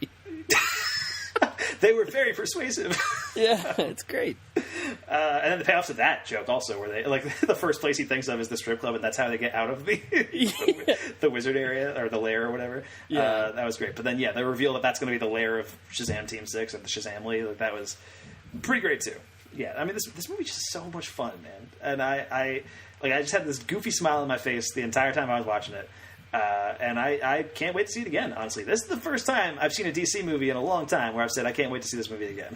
Yeah, wow. And what about the straight-up Big reference, right? Oh, yeah, there's literally a part where they're in the toy store and they do like the piano thing for a second. Yeah, they're right on a piano on the floor, and I was like, oh, yes. You did it. Yeah, that's during the first fight between Shazam and Mark Strong, and yeah, that was a fun little shout-out. And also just that whole, like, I just loved... it made, like, I remember watching that in Man of Steel, like, with Superman and Zod, and seeing, like, those two, like, superpower beings fighting each other and destroying buildings and shit, and I was like, this should be cool, but it's not. And this movie made it cool. Like, but also, like, goofy and, like, funny. Like, it balances a lot of things. I think it does it all really well. Yeah, I even thought of that immediately, or earlier in the movie, where they're, like, testing... his powers, and they're like, oh, you can stop a locomotive or whatever, and then leap a building in a single bound, and he just like goes through the window by accident.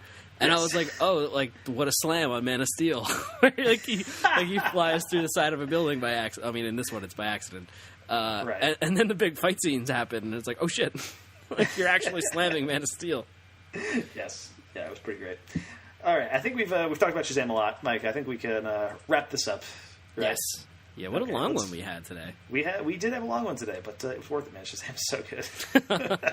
That's all. I would say let's summarize our thoughts, but I think they're pretty much well summarized. We liked Shazam. Yeah, hashtag Shazamily. Hashtag Shazamily. It's going to be a thing. Or Shazam Team 6. You know what? I'm going to go with that. You go with Shazamily, and we'll have the Twitterverse vote on which one they like better. Tweet out hashtag Shazam Team 6 or hashtag Shazamily. For whichever one that you think we should go with. Yeah, you can tweet to at MD Filmblog on Twitter. Or at M. Smith Filmblog on Twitter. Way to segue that one. Great. Captain Segue. Captain Segue strikes again. And all of our podcasts and stuff, of course, over at FilmBook.com, as well as Apple Podcasts and iTunes and Google Play and all that stuff. Thank you for listening to FilmBookCast. I'm Mike Smith. That's Mike Decretio. And once again, apologies to Jordan Rodriguez, who was supposed to join us in this episode. We apologized to him at the top of the show, but he was having a lot of technical difficulties and couldn't make it, which is unfortunate because I think he would have really enjoyed this discussion about Shazam. Yeah, we'll get you on another one. Yes, definitely. And maybe we'll have him talk about Shazam in the discussion since he saw it and everything. There you go. Anyway, don't forget to rate and review the show on Apple Podcasts. And if you want to contact us, hit us up at MikeandMikeGoToTheMovies@gmail.com. We'll be back soon with another comic adaptation. And this one, I don't know, man. I'm a little less sure about, but I'm tentatively excited for. And that is Hellboy. You weren't positive about that. Well... I'm a little less sure if I'm going to like it. I know that it's Hellboy. Oh, okay. Right, yeah. Just because I'm a huge Del Toro fan. I'm a huge fan of Del Toro's Hellboy, and with Ron Perlman. This one's got David Harbour as Hellboy, and directed by Neil Marshall, who's a good director, too. But I know you're a big Hellboy comics guy. Or, I mean, you've read, half of the Hellboy comics there are, or something like that? Yeah. I have, there's the 4 volumes of the Hellboy, omnibus, which is, all of it. And I've read the first 2 so far. I'm not going to have time to finish the other ones because they're 400 pages each before the movie, but presumably I will know some of the story. I don't know. Yeah, you might. I mean, I would imagine if they're going to do a new Hellboy, and if it's supposed to be closer to the comics, it would probably be the earlier parts of that comic. Presumably, yeah. But, we'll see what happens. But, yeah, I'm looking forward to that. We should, and we'll have Kyle on that episode as well, or we'll try to, barring any kind of technical difficulties. Yeah, we'll find out. We'll see what happens. We haven't had any problems with him in the past, so hopefully it'll work out. Well, now we're dead. Well, yeah, now that I said it, it's going to happen. Anyway, and you can check out our next Complete Works, where we're talking Pay the Ghost, which is a supernatural horror film starring Nicolas Cage and Sarah Wayne Callies of The Walking Dead. She was Laurie on that show, Rick's wife, who was universally hated, I believe, by the fan base. Yeah. She was pretty rough as a character on that show, but I'm sure she'll be fine in this movie. We'll see what happens. Thanks so much for listening, guys. We are out. You